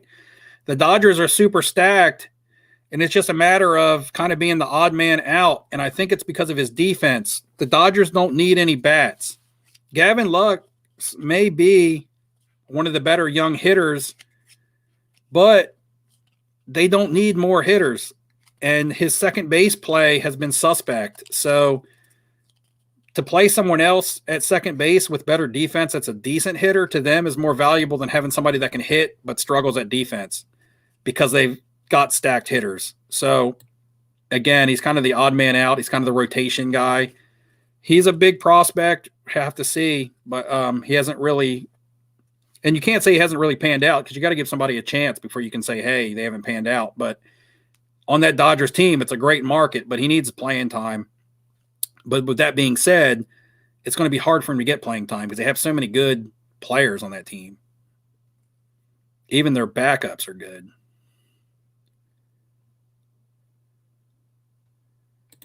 Yeah, Alonso and Jimenez. Yeah, when it comes to baseball, yeah, I don't invest heavily. I got lucky last year and bought Fernando Tatis Heritage. I never buy Topps paper just because it's expensive. It's, people like Topps paper. I tend to go after Heritage and Archives because I just see more value there, lower risk. But I bought a whole bunch of Tatis Heritage PSA 10s last year, all off the same seller. He was selling them in quantity for $40 a piece. I bought all of them. This was before the season started. And then, because the season started late, and then the season started, I sold them all. The cheapest one I sold went for $135, and the most expensive one I sold went for $150. I think it was 6 total. So I did good on them, but they might even be worth more money now. I haven't looked at the market on Tatis because I know that it's high, and I don't really have any Tatis. I have like one Bowman card of him that's not even really that valuable. It's serial numbered out of $4.99, and it's a PSA 10, but it still only draws about $60. Might be another card I try to move at the LCS tomorrow just to get it out of here. Pujols, everyone on travel. Pujols is already there. Yeah, that's been the thing. I mean, Pujols, he hasn't been the Pujols that everybody knows who he was.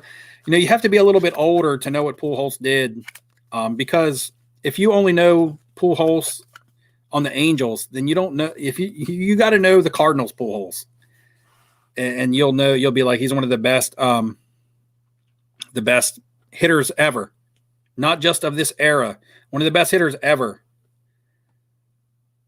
Nearly a career 300 average. Even after he's been so bad over the past couple years, he's still almost got a 300 career average. 660 something home runs, I believe. That's 5th all time. The only people ahead of him are Bonds, Hank Aaron, Babe Ruth, and Alex Rodriguez. And Alex Rodriguez and Barry Bonds are both questionable because, of the steroid scandal. So you're looking at Hank Aaron, Babe Ruth, Albert Pujols, who did it clean. I mean, look at those names. Hank Aaron, Babe Ruth, Albert Pujols. And it's not like he hit 600 plus home runs and batted like 200. He's still almost got a career.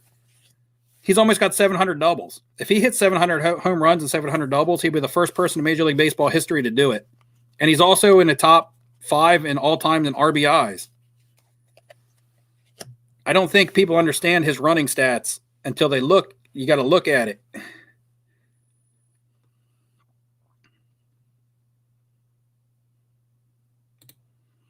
Dominguez, look at him. Wouldn't be surprised if he was not actually 18. Yeah, that's another thing. A lot of times, I know that happened years ago where lots of players were older than what people really thought that they were. Even a guy on the Orioles that I liked, Miguel Tejada at the time, I believe his birth certificate was falsified. I think he come from Dominican Republic, and I think he had a falsified birth certificate, and his age was inaccurate. I don't know how that gets by these days. I don't know if it's more strict, if there's more looking into it or what. But I'm not sure. But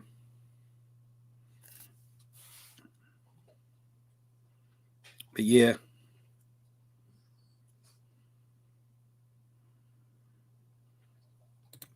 Oh, that Tatis is hard to gem. I don't know. I've never submitted any on my own. All the ones that I bought were already graded. I don't do very good with, like I said, I don't open much Topps. I don't do very good with Topps paper.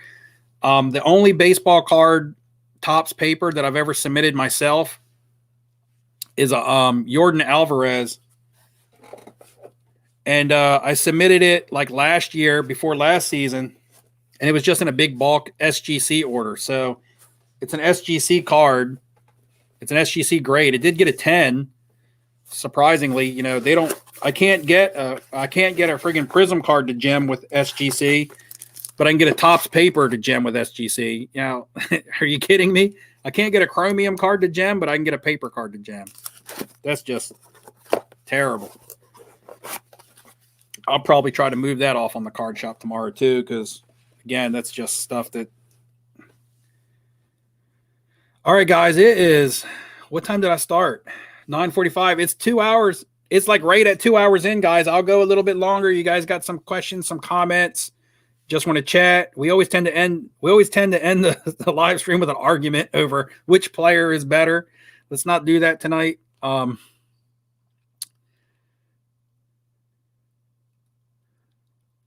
don't know that card. I don't know this card. 96 mini with Kobe and Garnett on the back of Magic Bird Momentum. I don't know that card, so I can't give you accurate thought on it. Looking into Optic Hollow, second years of Morant, Tatum, Mitchell. Well, I don't think there's an Optic Hollow of Morant out yet. Optic, you have to wait for the Optic product to drop this year. Tatum, Mitchell, etc. for like $20. I talked about this in my last video. Now, there's nothing wrong with buying second year cards, especially if they're rare or serial numbered or something, but I would tend to go back and look at, second, third, and fourth year cards of, just legends. Like go back into that 80s era of basketball and find yourself an 87 Fleer Barkley or an 87 Fleer Olajuwon second year. To me, that is just more appealing and has more value and more room for growth than a second year player or card of a player who's not even established rookie cards yet. Tatum, Luka, Donovan Mitchell, their rookie card prices are all over the place. They're up, they're down, they're back, they're forth, they're all over. So to,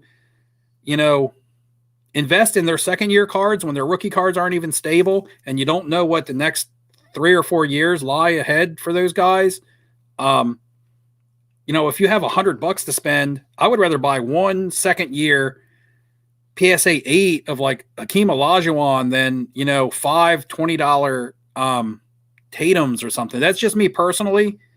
I just feel like you have less room for failure and more room for growth. I believe it's just much safer. And then you can sell that and snowball that up into something bigger. Let the snowball keep growing.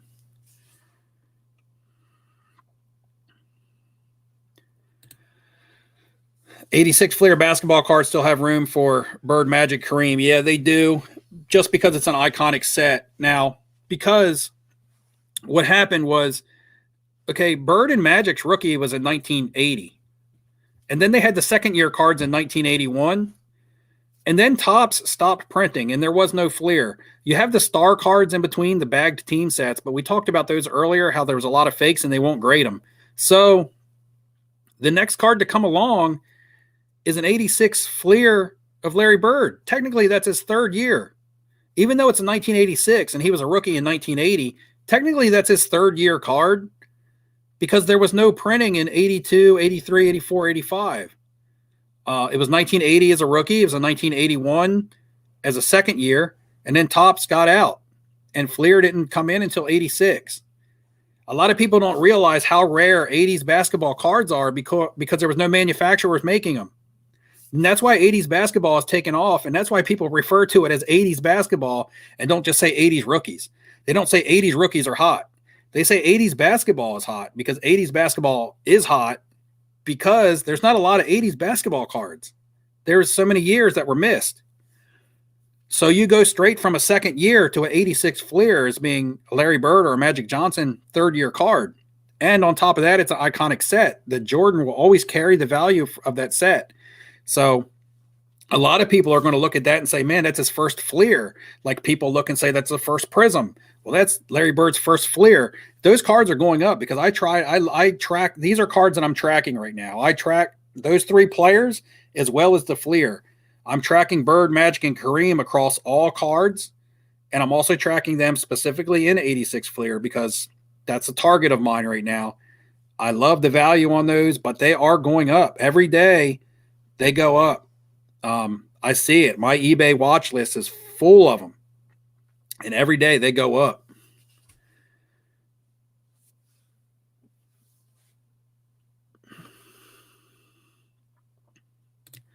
Charizard has never torn an ACL.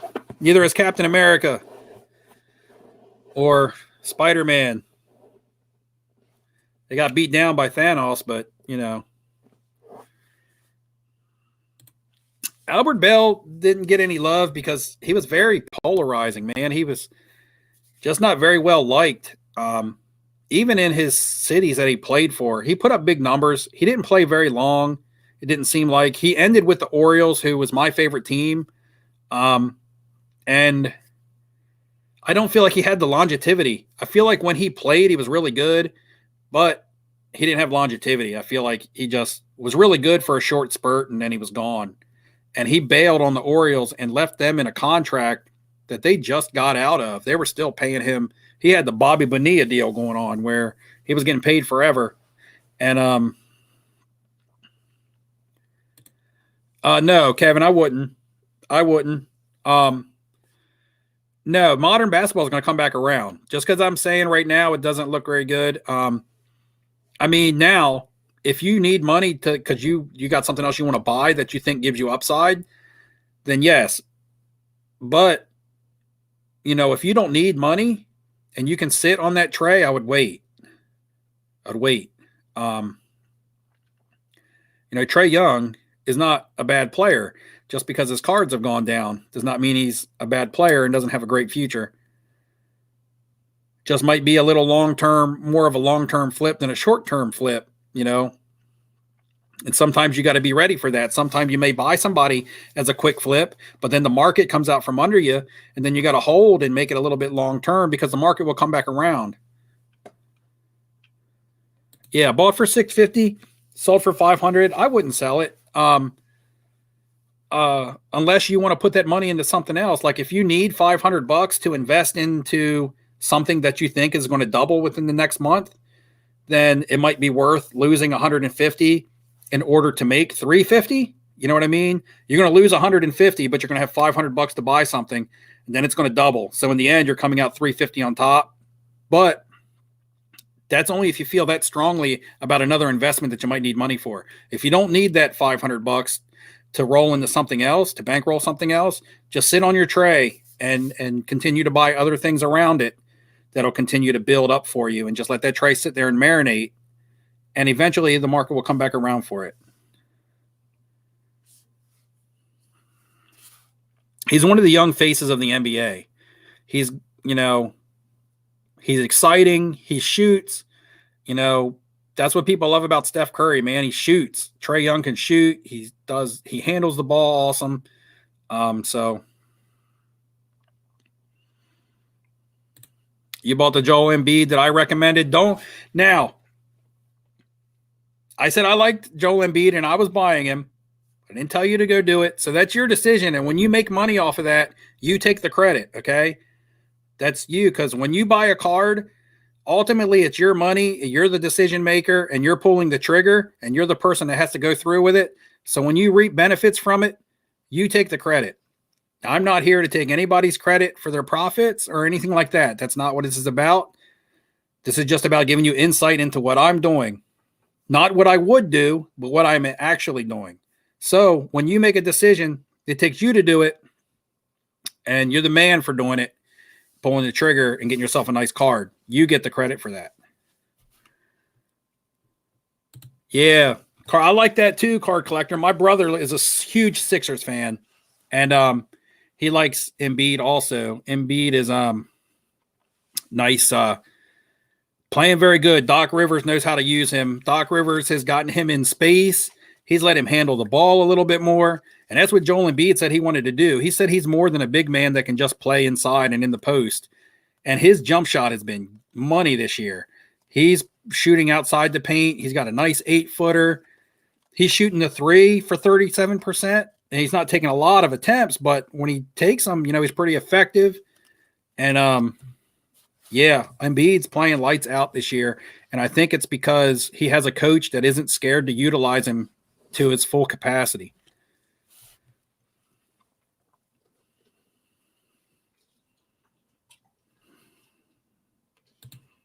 Do I think Shaq rookie card's good long-term investment? Yes. Shaq stuff has already really gone up.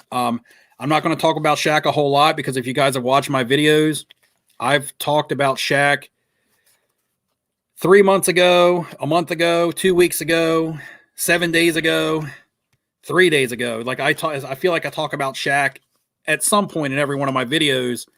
And at some point you guys probably just get tired of hearing it. But I actually, one of my targets is I want one of his rare PSA 10s. I want like an upper deck. I want like an upper deck 92 draft pick in a PSA 10. That card's a super tough grade. The PSA 9s have seen like an 80% increase, which is awesome because I talked about that card when it was like $230. And I talked about how the pop reports didn't make sense and that card was underpriced. Now, I didn't say that card was going to become like $1,000 card or an $800 card, but I felt like it was a good value in comparison. And it's gone from like $225 to $230 average sales over the last couple of weeks to like a $400 card. So it seemed like an 80% increase on those upper deck PSA 9s. But I really want to get my hands on a 10. And I know they're selling probably between $3,000 and $4,000 now. So that's another big card that I want. I want one of those Shaqs in a PSA 10 just because of the rarity of it. And that could be a card that some of these bigger companies chase after. You know, they've chased the high-end LeBrons and the Jordan 10s and the Kobe Chrome 10s. You know, are they going to come looking for that super rare Shaq upper deck or a Shaq Beam Team 10 to be another investment to vault? I think that's definitely a possibility. So I want to try to get my hands on one of those before it's too late. But it will always pay off on the 9s as well. His base tops, has seen big increases, like 100% increase. It's gone from like 500 to 1,000. I remember when it was 300, but it went from 300 to 500, which was a nice little bump. But then boom, was like 1,000, like just like that overnight. And yeah, Shaq. And I don't even think Shaq is touched on what some of his value should be. So I said I wasn't going to talk about Shaq very long, and I already talked about him too long, but I didn't want to miss anything.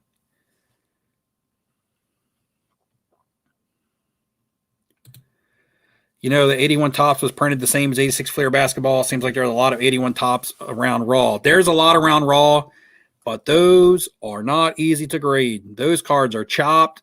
It looked like somebody, you know, those things that you like used to have in school, like the big slicer arm. The teacher would cut the dittos up with it. It looked like somebody just took a sheet of basketball cards and was like, and then they were like, oh, give me the hatchet. Give me the axe out of the shed. Just cut this one here. Because those cards are not easy to grade.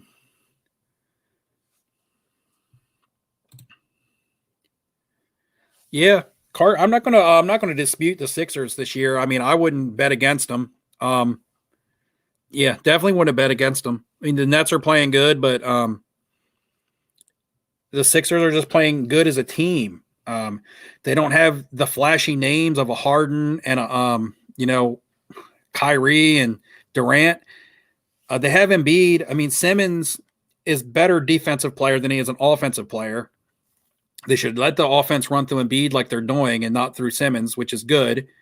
And the guys around them are just playing good. Tobias Harris is playing crazy good this year. Nobody's talking about Tobias Harris. I don't even know what his price cards look like. He may not even be a bad little grab to have going into the playoffs because the Sixers are going to be in the playoffs and people are going to be looking to buy the people in the playoffs. If Tobias Harris is at a good price point, I might even look at that when I get off this live stream tonight. But Tobias Harris, the rookie, I can't remember his name, Maxey or something, is playing well for a rookie. Sixers just got a nice little squad going on there secretly. It's crazy that it's secretly because they're playing so good. More people should know about them. But I wouldn't be surprised at all to see the Sixers in the finals. And that's coming from somebody that's not even a huge Sixers fan. Man, I like the Celtics. My brother likes the Sixers, so I'm supposed to hate the team that my little brother likes because we're like rivals.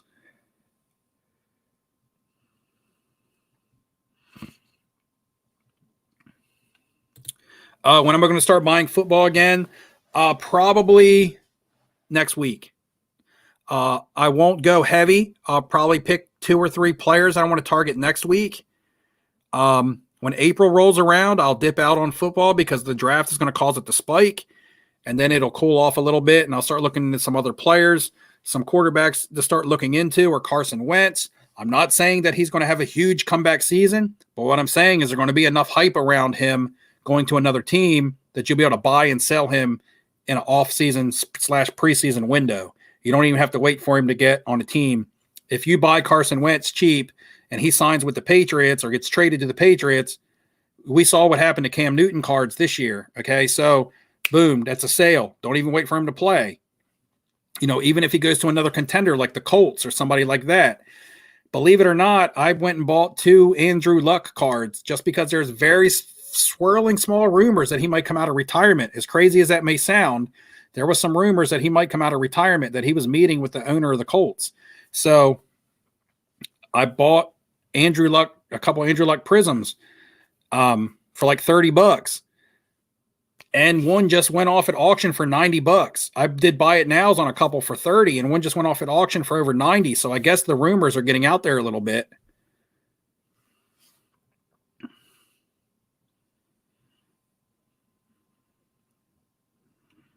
But yeah, guys, on and on about Shaq. Yeah, I know. Can't give me some Shaq. Oh, is that some Jordans in your avatar there?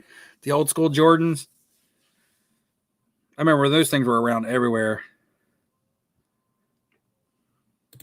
Yeah, Ball's looking good as a starter. But can you believe that the day that Hoops dropped, that his Hoops Raw were selling for $200?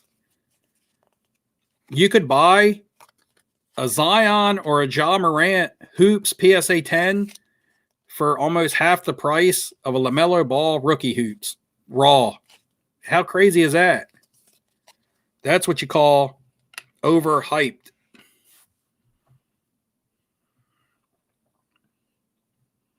All right, guys. There's still 100 and some people here if this counter is correct, which is awesome because even for me to hit 100 is amazing. So for me to have held 100 people this long, man, you guys must be really bored Monday night.